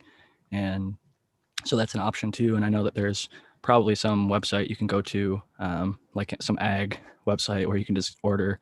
There was a thing in San Diego, and it was called MOB, like Mother of All Blooms or something. And it's Yeah, like a that zero. was San Diego hydroponics line. Yeah, They so actually ended up buying House and Garden Nutrients, and now they operate out of Northern California. it's funny. My guy who owns the liquor store used to run House and Garden and his garden. But going back to shit, I just scrolled a little bit. What were we just talking about? Jax and the MOB, Mother of All Bloom. So if you look it up, it's like a 0.2652 or 0.5226 or something like that. And if you just type in that ratio, NPK, you can buy like a 5-pound bucket of it or a 5-gallon bucket of it for like some crazy low cost. And then when you go and look up what Mother of All Blooms cost, which is literally the exact same thing, just pour it out into a smaller bucket and like sticking a fancy label on it for like cannabis growers, it costs 10 times the amount. Like the markup is so fucking ridiculous. So it'll be like look out for that potassium shit. sulfate, which is maybe like, I don't know, $35 for 50 pounds. And then like they add a little bit of like magnesium in there too. And they're like, oh, here you go, Bloom formula. And it's like super expensive. And it's like, that's one of the interesting things about if you can, cohesively understand the labels of a lot of these products and see what they're made out of. Do a little bit of research. A lot of times you can save a fucking ton of money. I have a little insider information. GML, I want to say it because he said it on his show, so it's already out there. But he's a grower out of Canada. If you're not familiar with him, it's Grandmaster level, and he's head of HLG in Canada, and they're starting a nutrient company too of dry salts. And in their research, they got, I guess it's you can get the recipes for all these major manufacturers. It's all like public information, I guess. He said he's going to post a list and show all of it because it's public information anyway, and you can see like the wildly different prices on the exact same products to kind of expose all that. And I'm like, all right, man. Yeah, and one of the things too is there are companies that will formulate a product for you really, really inexpensively. I think Outco, if in San Diego, if I'm not mistaken, used one of these companies to source there and kind of formulate, their nutrient formula. So there's agriculture companies that already do this. And if you find the ones that are just, obviously, I wouldn't tell them that you're in cannabis. I don't tell anybody that I'm doing anything for cannabis when it comes to sales or like talking business, because I always think that means you got a ton of money. Green tax is a real thing. Green, for dude, sure. Yeah. The ratio was 0.5234. It is monopotassium phosphate. It's literally just marked up. They do 10 pounds for $130. 10 pounds of monopotassium phosphate is like $60 or less, depending on where you get it from. So definitely make sure you're not paying that cannabis green tax and just like they're assuming that you have more money because you're growing a cash crop. But this is called the Cheap Home Grow Podcast. We want to make sure you can cultivate at the lowest price possible so you get the best, dollar per gram or whatever you can. So just wanted to throw that out there for sure. And I think that definitely sums up our thoughts on crop salt and just looking at cannabis nutrients in general. Just be safe. I do think crop salt may actually be marketed at the cannabis industry specifically. I could be wrong about that. It might be used in other industries, but I would, again, go with something more like a Jax or something more affordable that's just not branded at us. I have a question. Is all salt's the same essentially? No. Okay. Like it depends on what you're talking about. Like I guess all Epsom salt is just Epsom salt. If you get some with salt nutrient mix or dry amendments. Like if you get raw dry amendments, or if you end up getting what Spartan's explained that GML is going to offer dry amendments, it could be different substances. There is levels. It's going to be. There's levels Okay. like pharmaceutical grade, food grade, and other things like that. So there's different variances in what's allowable for like heavy metals, or just not even like the accuracy of the labels that they need to be to a certain standard. Yeah, Things like that's that. why Right. that's why it's kind of a thing. The GML is kind of putting it out there because you're only really required the NPK, and what that NPK isn't telling you the How exact it's concentration. derived. It's not Yeah. telling you the exact concentration of those NPKs. It's Yeah. telling you they have to be at that Within minimum a percentage. So Yeah. they usually are hotter than. Or I mean, I've got that flipped. Less. Yeah, they're usually less on average than what the NPK actually says. That's true. They're hedging their bets when they do that.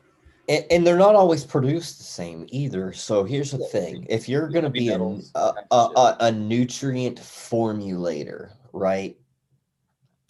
These people are going to typically go and try to find the cheapest source of input that they can find to put these things together. And a lot of times, again, so some salts are different. Some are mined and they're like, it's a natural occurring mineral, right? It's a mineral salt, and some are synthetically created, through industrial Salt, my understanding Right. of the term salt in terms of like, you're buying stuff at the store, is it's a way to measure particle size. So or ionic availability. So if something is in salt form, it's ionically available to your plants. That's my understanding just from years of looking at grow shit. But then at the same time, when the microbes make that ionically available to the plant in an organic situation, is that still salt? Oh, this does not apply to organics, obviously. This transitions just well to our next question if we want to get into it. Are we open for moving on to the next one? yeah. Okay. The Hook asks, the weed culture in Australia. I have a question. Are there weed growing ethics? For example, do you see indoor growing as organically grown?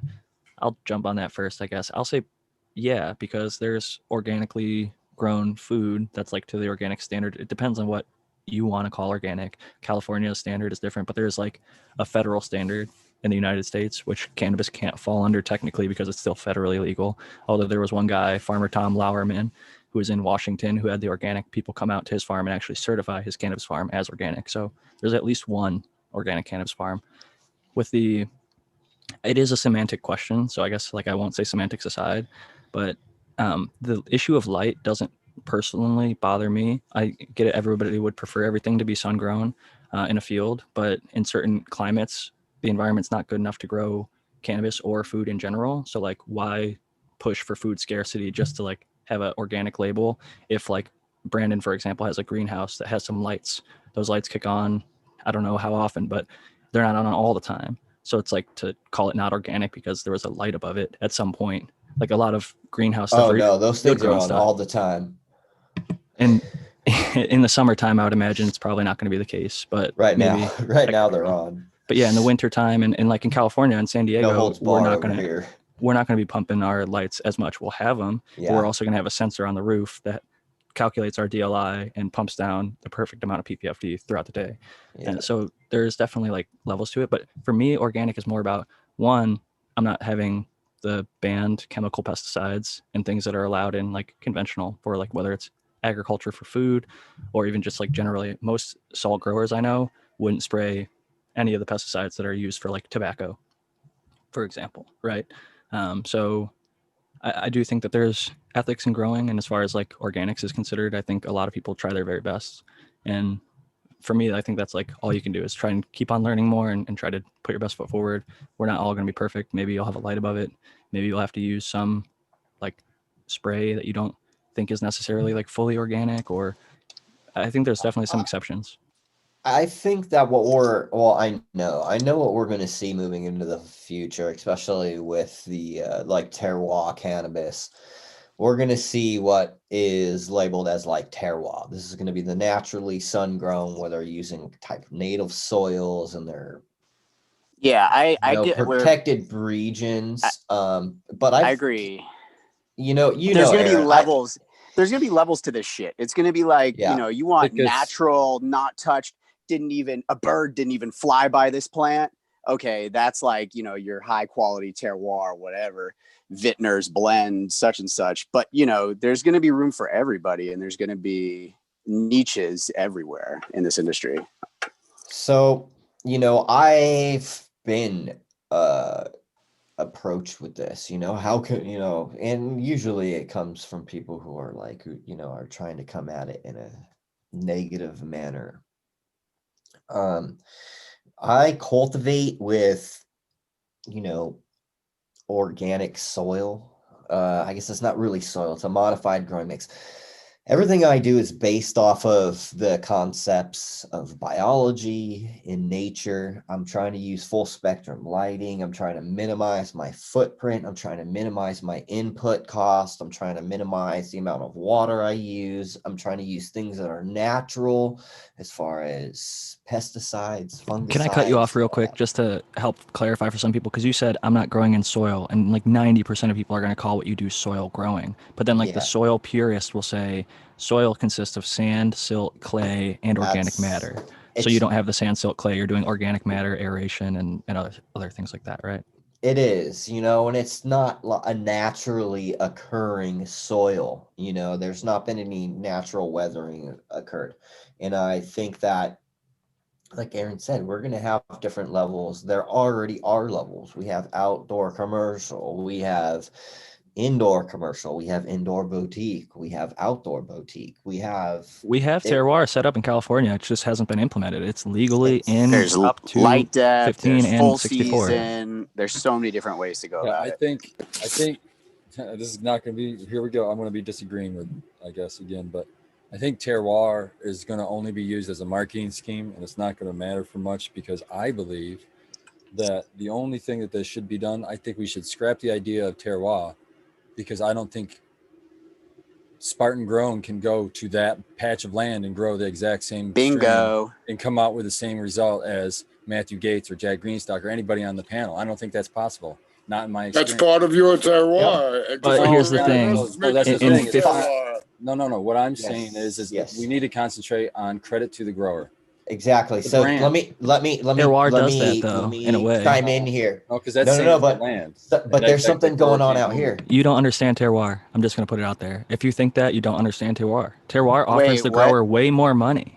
It offers them Say way more it. money because if It they depends on how you create their manipulate terroir. You can create it, but you also are a victim of your terroir. Your terroir are things you Right. can control. But that's a You're a victim victim to mentality. it. That's a victim mentality. Is if you go to Champagne, How France, can you ask them Dude, how they're victim victims. mentality. No, it's just a lack of control. This is a realism. This But is you okay, don't go have to Champagne, control. France, and ask them how they're victims of their terroir. They make billions of dollars off Yeah, their ask the terroir. guy trying to grow champagne in Kansas about his terroir and how he's not a victim. can't. trying And to grow exactly, see, they've champagne. There you manipulated go. it. They've You manipulated can't it to make call it an it advantage. champagne. It is Right, so he's a a marketing, victim. but it's a protected area of But the dude, if country. you go grow anywhere, farm anywhere in the country, I don't care where you go, you're going to experience a different terroir. It's not just different, and I think that's the rub.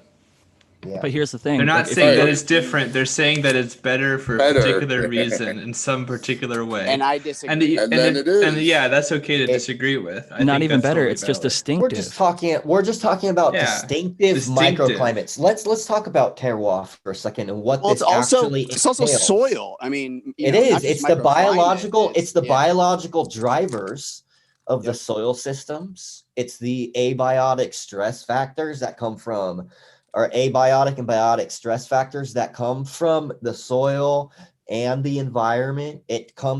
Everything comes into play. The amount of sun an area gets. Dude, my terroir this year is different from my terroir last year, which is different from the terroir And same before. with Champagne. You're not allowed That's why to they add have anything every single if year you wanna can call buy a it 2000. terroir, right? You But can buy a you can't 2007 add. bottle, and you can Well, say, what "Oh, we're this is arguing is 2007." semantics, really. Why? This is But that's why. So Part of it. 2017 for this region was really good. Why?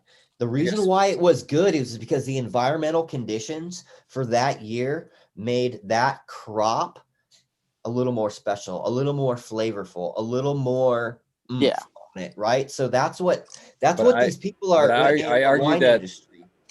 But I argue that you're taking the human aspect out of it and saying it's the It's the terroir that's doing that, and That's why I say you're not Human, understanding. human would is you part of say- terroir. Danny, Human is Hold on. part of let me terroir. finish. Let me Hold just on. finish what I'm trying to say. here. Everybody, we got to let each other finish. Spartan, go ahead. And I'm just asking for, maybe I'm misunderstanding it, but I mean, if you're saying that it's the properties of the land around there that are making It's not this- just that. and the environment. I was and the just saying we should let environment. each other finish, but it's not. To say that, you're confusing people more. So this terroir has to do with your SOPs as well. The way that you control the land is part of it, but also your SOPs matter. That is part. I watched a 3.5-hour thing about on Future Cannabis Project about terroir. I've listened to Frenchie talk about it for hours. I've read for at least 15 to 20 hours about it, and it's a lot more than you guys are giving it credit for. There's Do they water SOPs. the grapes in Champagne? I don't know about Champagne France? specifically, but Look, water the I'm grapes? think- riding the think fence on this, dude. It's You're not. supposed to not have any hand in it. It's the terroir, is the nature. You have to taking care of the harvest it. There's plant. got That's to be having a hand in it. cultivation. Yeah. I would ask And you you this gotta plant question. it. I would ask you this question. Are they not, is it that they're not focusing on the grower at all? Or is it that, they're just putting some focus on that aspect of the environment and the phenotype and those implications, which we all know exist? I think they're taking advantage of the potential of our thought process to think that particular microclimate, microbiology, whatever that particular area offers is special. And in some years it is. And in Certainly some ways this year that's sucks because of the marketable, but wildfires, for example. Yes. Well, not for me. It's been a great year for me because I'm the only Let one me with ask weed. you guys but this. listen- If you're watering, you're changing the environment. If you're spraying your plants with water, you're changing the terroir, aren't you? If you're But watering, there's it people doesn't that matter dry what the farm. microclimate. Doesn't matter what the That- microclimate is if you're changing it. That would fall under SOP, Tyler. So, but my question still would be, this is my argument, is like I said before, you put me in that situation to follow those SOPs, and you put you in that situation to follow those SOPs, and everybody else on the panel, and I still say you get a different result. And you don't different get weed. That, Everybody's got their own People die. contribution to the terroir. So People one die. of the cool things about like wine, yes, there are lots of different types of champagne that come from that region. But what we specifically, I guess not we, but the champagne community, and the reason I know this is, I'll get into that in a minute. They focus on certain type of winemakers, and there are premier winemakers, and there are people who have like a prestige about them that say, hey, this person here creates a very, very high quality wine, right? It's not just about the fact that he comes from a terroir area or that he's a really good farmer, but he also, his product at the end is superior. So it's the control, the full oversight, right? It's everything that's inclusive. Jack, because like you just said, you've watched 20 hours. There's so much more. Well, there's also appellations of origin. Appellations of origin is different than terroir. Terroir literally means here, like it means right here, right now, everything here, the land, the people, the sweat that falls off that farmer. And like Spartan said, if a new farmer goes in there, the terroir changes because it has It's a grandpa constant died. change. And so I guess what we're grandson's talking farm. about is protected regions that can be used, to brand and market.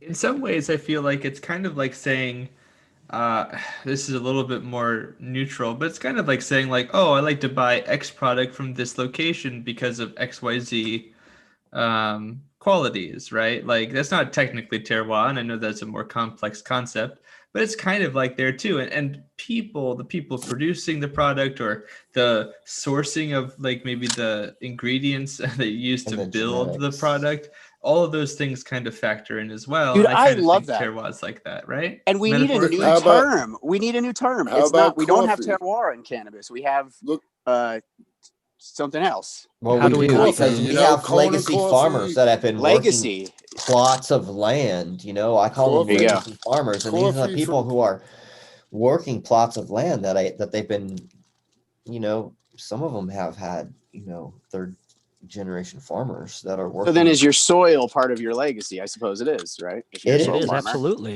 It's your absolutely. You're technique. part Why of would your it not be? soil's Everything. legacy. And what we'll see, hopefully we'll see more of what is, you know, common in wine. None of us, I'm not a wine connoisseur, right? But I know because I'm working with a guy who worked with a huge wine corporation, and his job was to go and find amazing farms all over the world and market and brand their product, you know, and put them under that umbrella, you know. And so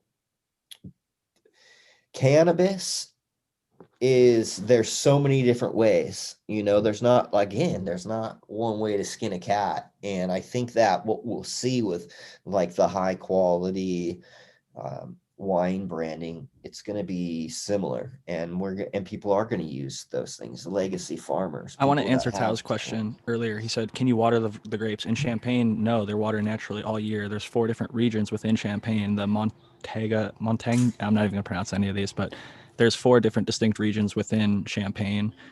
There's dual climates. There's a limestone subsoil. There's importance of slopes, multifaceted that's personality. Like there's a my whole point. bunch that goes into it. And there's 15,000 workers who work in Champagne. So as Spartan was talking about, like, yeah, there's going to be different employees, but they have a set of standards and rules. So say I wanted to be part of the Champagne, you know, thing, I'd have to go through their standards, and I'd have to grow in a type of soil that they agree upon with their 15,000 people is fitting within that thing. So if somebody buys a Champagne, even though there's varying Champagnes, you can have some guarantee that at least certain standards were met. And do those regulators call that terroir? The only differentiating factor, so I can't even get out, is the climate that you don't mess with. It's nature and nature's dirt in that land that make the terroir. When you start changing the dirt and watering everything, it changes the terroir from the natural one that is Champagne into something else. That's why we have people who don't water their plants, though. Like look at Sunibus, Sunbolt grown. She grows dry farming, and there are other people that do dry farming. Every legacy farmer in Humboldt added great stuff to their soil. It's not just natural soil sitting on underneath their marijuana plants. But I mean, I'm arguing semantics now, but it is a great question. What are they going to label terroir as? I guess it's just like my argument. I think it's bigger than that. So my argument is terroir. I don't know shit about grapes or wines. So I'm talking about terroir and cannabis. To me, is fucking. It's just creating more divisions. Why do we have to have fucking a million different ways of organics? I mean, everybody just grow your fucking weed. Tell me who grew it. I'll familiar myself with their style, and if that's acceptable to me. I think if you know who grew it and how they grow, you know, if you know the grower, that tells me all the information I need to know about that weed. Then you can maybe tell me the strain name, and I'm good. I don't. Dude, my man Spartan is defining legacy right now.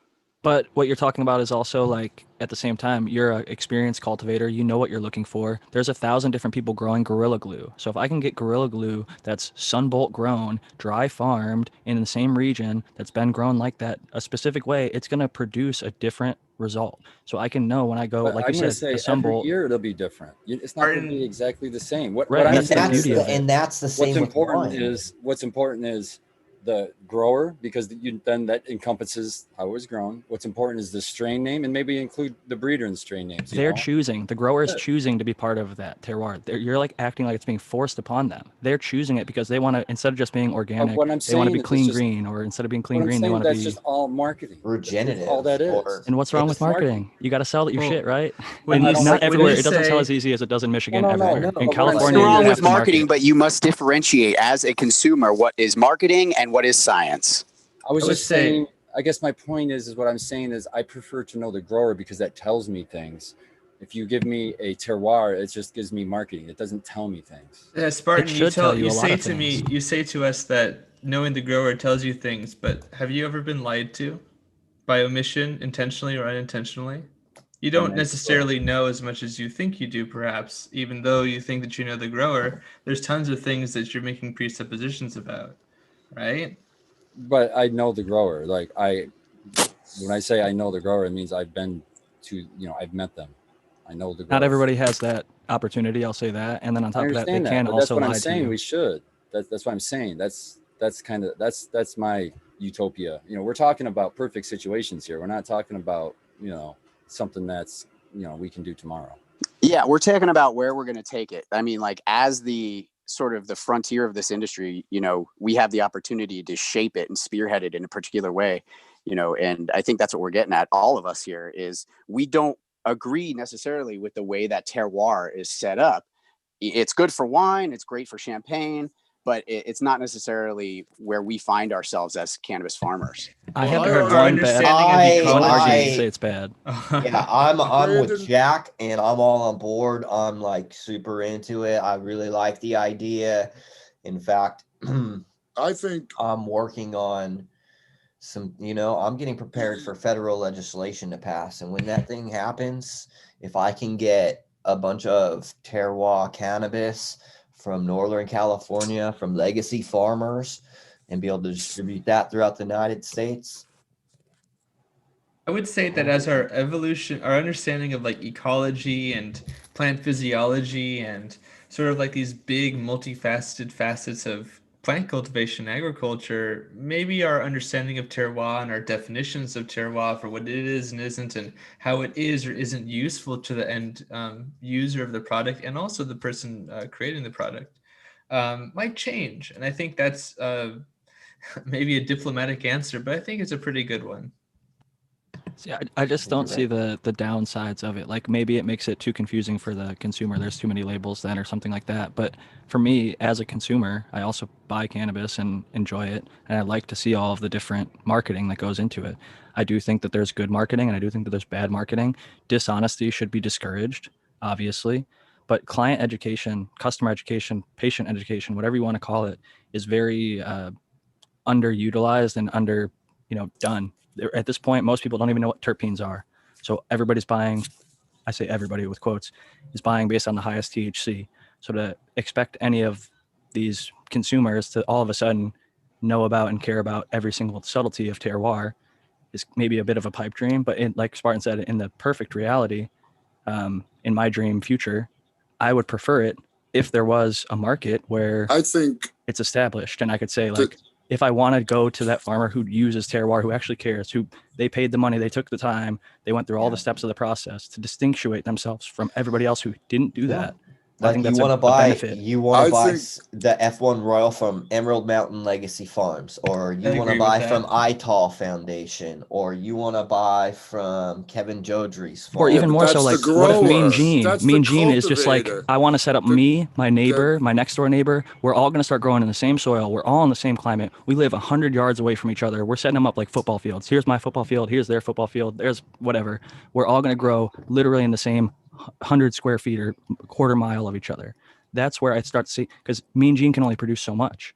But The if he's able cultivator to bring in creates his the terroir. brother, uncle, cousins, Yeah, No matter what friends, anybody says, in my opinion.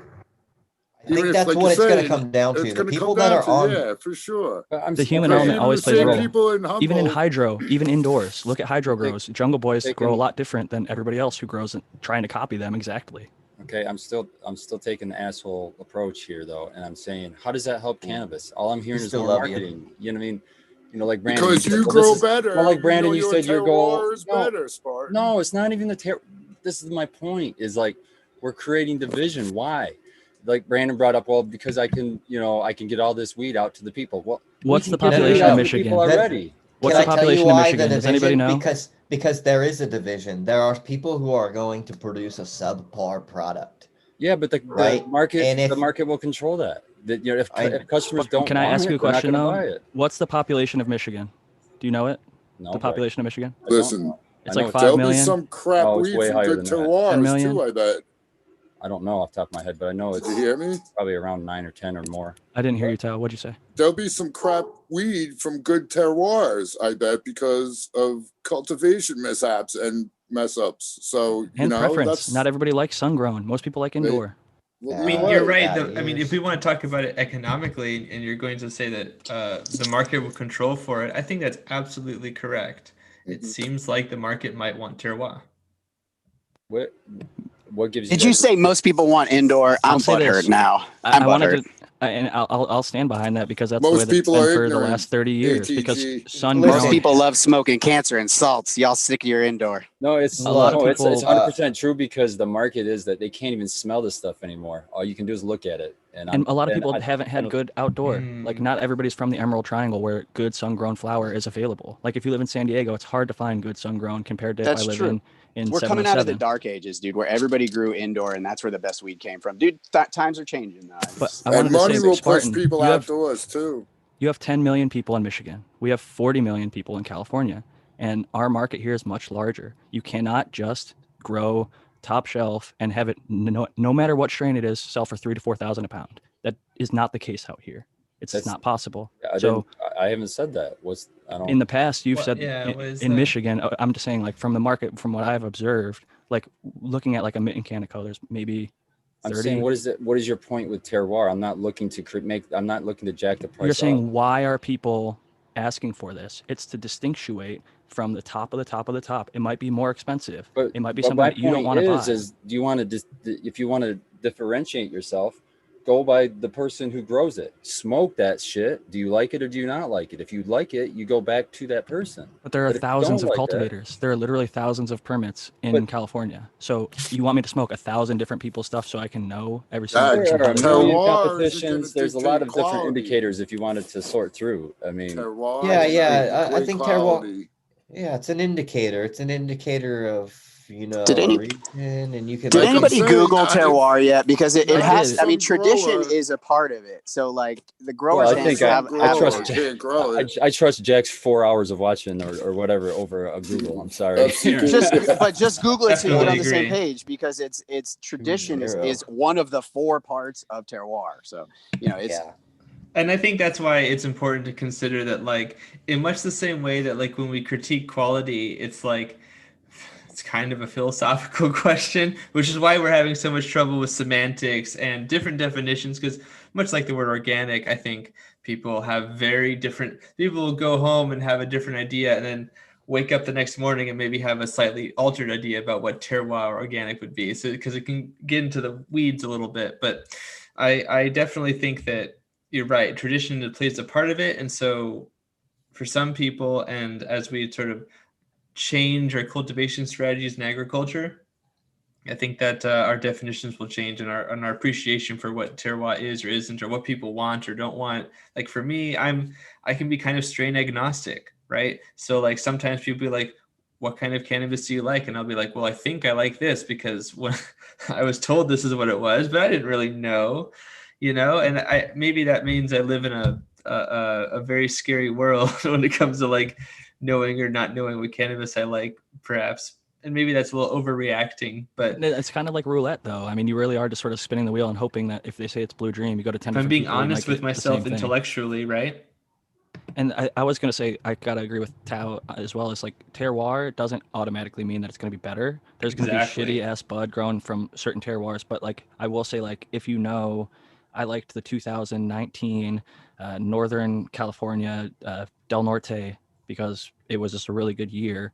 I can always, whenever I go to whatever shop, if I see that 2019 Del Norte terroir, then I can be confident that, I've tried that in the past. Maybe it'll be something like what I liked in the past from that same terroir. And I think that's like, also, not to interrupt, I'm so sorry, but I also want to say I agree exactly with what you're saying, Jack. And also, I think what Spartan says is true too. I would love to have that information and also to know the grower.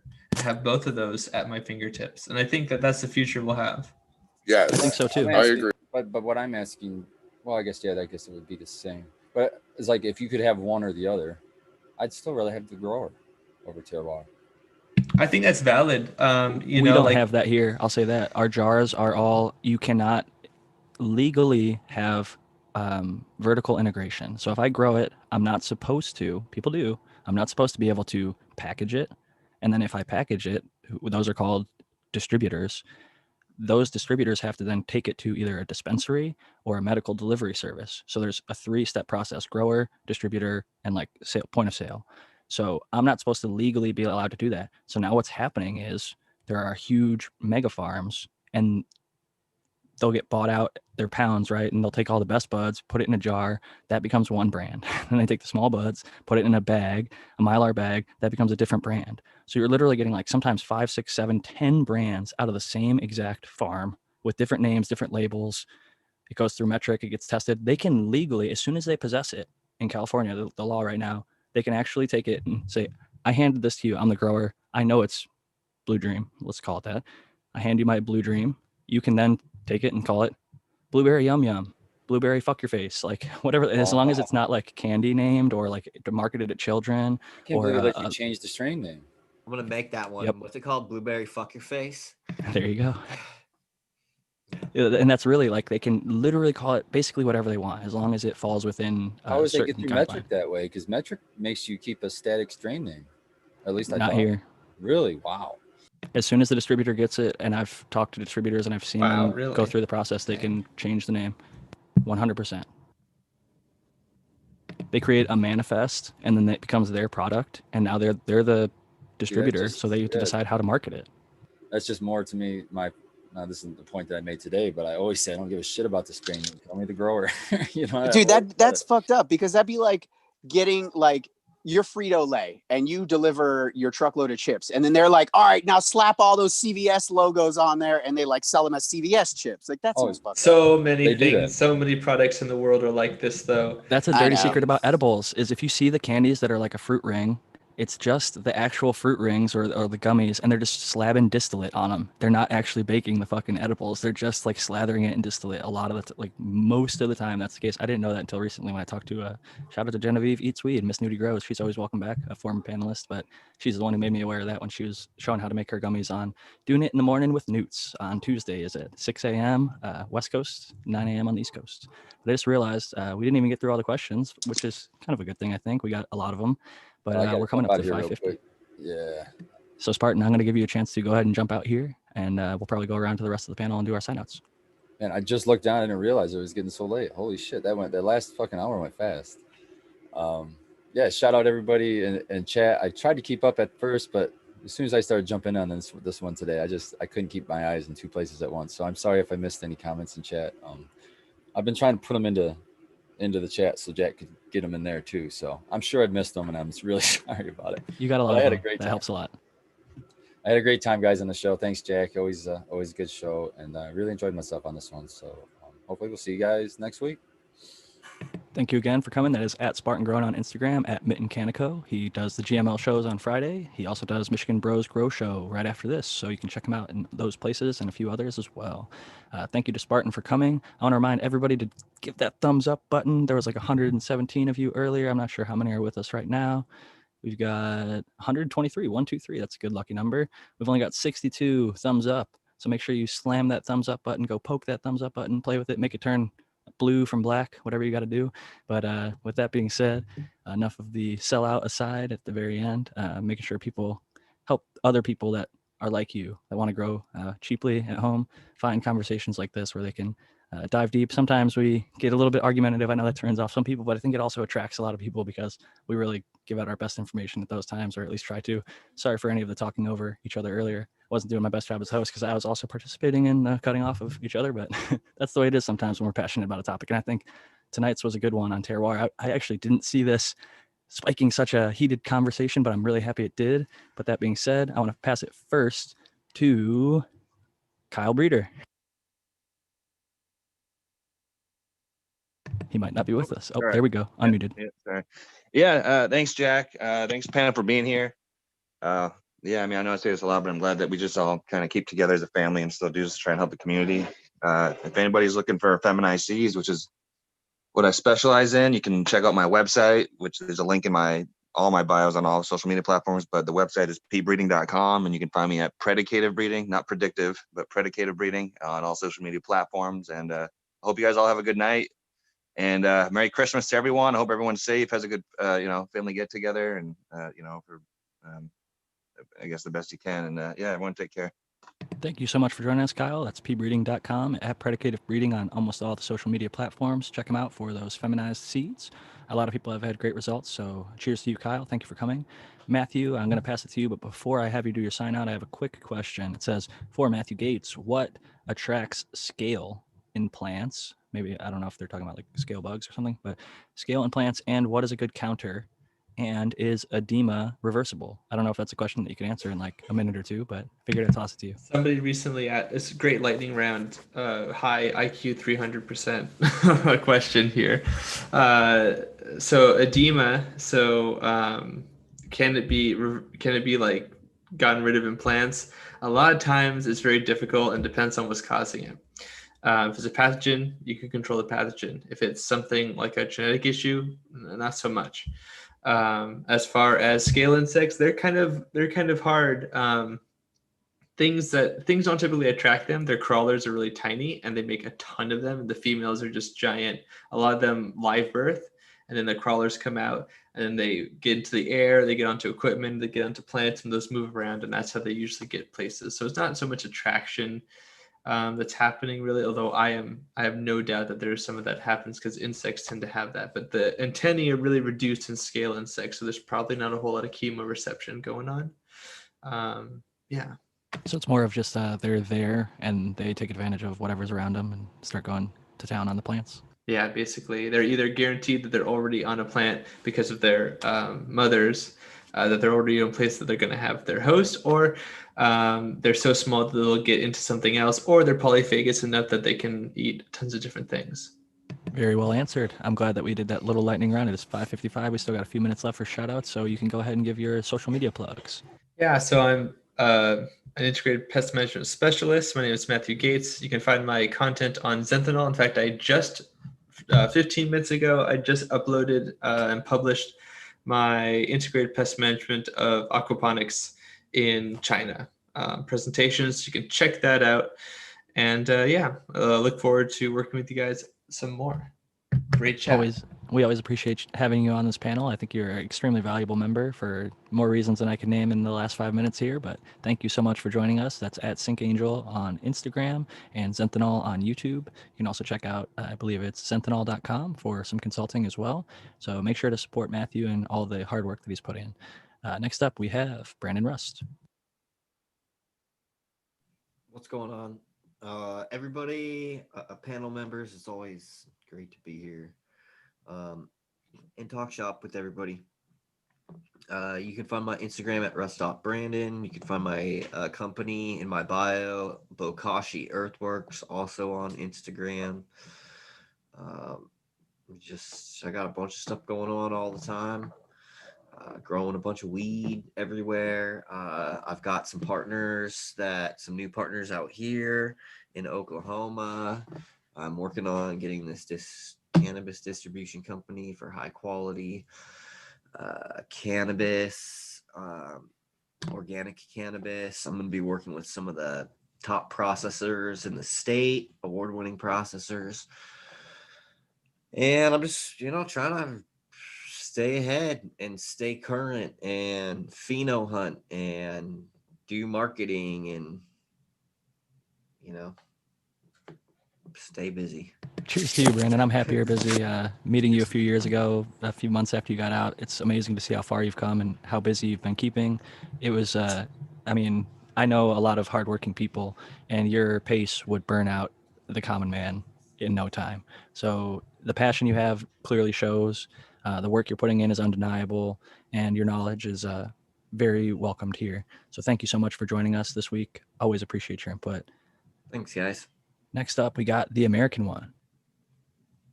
Jack, thanks for hosting again, as always. And yeah, this was a great one. It really went by quick. And a lot of it is semantics. And I do believe that each cultivator will create their own terroir and make their own name for themselves. But location will obviously play a role. But I ramble. Thanks. Shout out to chat. Shout out to the panel. It was awesome. And everybody have a great Christmas if we don't get to see you again. And that's it. Cheers. Yeah. Merry Christmas and happy holidays. I know Hanukkah just ended. Christmas is just around the corner. Don't know if anybody here celebrates Kwanzaa or any of the other holidays in this season, but cheers to all of those. And the New Year's coming up here sooner than we know it. But I wanted to pass it to Aaron the Grower before I give my final thoughts and words. Yeah, thank you, Jack, and thank you, panel. You guys are like gold in my ears every Sunday, which I'm sure the viewers feel the same way. had a lot of fun today. Flew by because I love arguing about this shit. Like you said, I feel like we get the best answers out of everybody. Really shake the pepper shaker until all the answers fall out. It's the best way to do it. I am Aaron the Grower, so what I do is in my name, the Grower. You can find me at ATG Acres on Instagram and YouTube. ATGacres.com on the internet for plant packers and to learn more about who I am and what I do. And check out my YouTube channel. I got a lot of shit popping on there soon. So appreciate you guys. Definitely make sure to follow, subscribe, and check out his YouTube and all of his other content. You might be able to find 50 Strains of Green on atgacres.com in the next Coming month or so. soon. Yes, sir. Ooh, I That'd can't be wait. cool to do Oh, a I gotta little get those collab. pictures over to you too, Jack. And I need to get some of those plant shippers. Plant packers. Definitely. Let's do it, bro. Yeah. Let me know. I'll hook you up. Cool. Good stuff. I love seeing the spirit of collaboration on this panel and in this community in general. Speaking of that, I wanted to give a big cheers, rest in peace, final shout out to the big homie Bog, bushy older grower, a legend in the breeding community, passed away this week. With a heavy heart, I have to announce that for those who haven't already heard. Bushy older grower Bog was known for bubblegum, bogglegum, lifesavers, and a whole bunch of other really great crosses. Anybody who bought his gear and grew it out that I follow got really great results and amazing looking plants. He was a super cool dude way back from the forum days, one of the earlier breeders, and I'd say he laid the groundwork for a lot of other awesome gear that has come since his time. So send your thoughts, prayers, good vibes, whatever you believe in, over to Bog's wife and family, who's still here with us. And yeah, just keep him in your thoughts and memories if you knew who he was. If you didn't know who he was, it might be a good time to look into a little bit of his past work and maybe show some appreciation. And he's featured in 50 Strains of Green, which pre-orders are going to start tonight or tomorrow. I haven't quite decided on the pricing, but I'm getting it printed locally through a company who does like recipe books, cookbooks, cocktails, and things like that, professional photography. So it's a paperback, but it's going to be a little bit more expensive than your typical paperback because there's 50 full color pages of cannabis photography. So I want it to look as beautiful as possible and feel great and be something that you can have on your coffee table. And if you're a cannabis person, and just flip to open to whatever page or read it from start to finish. But you can look forward to that in the next few days, and it should be printed. I'm doing pre-order because the print won't be until January. So I'm going to try and take as many pre-orders as I can. And when I finally print and pick up the stuff, I'm going to sign the first like 50 or 100 copies or however many sell and ship those out personally with a little note to all those who support me, because a lot of people have asked for it. I'm glad that I finally finished the book. I've just got Brandon's going to send me over a few photos to finalize things.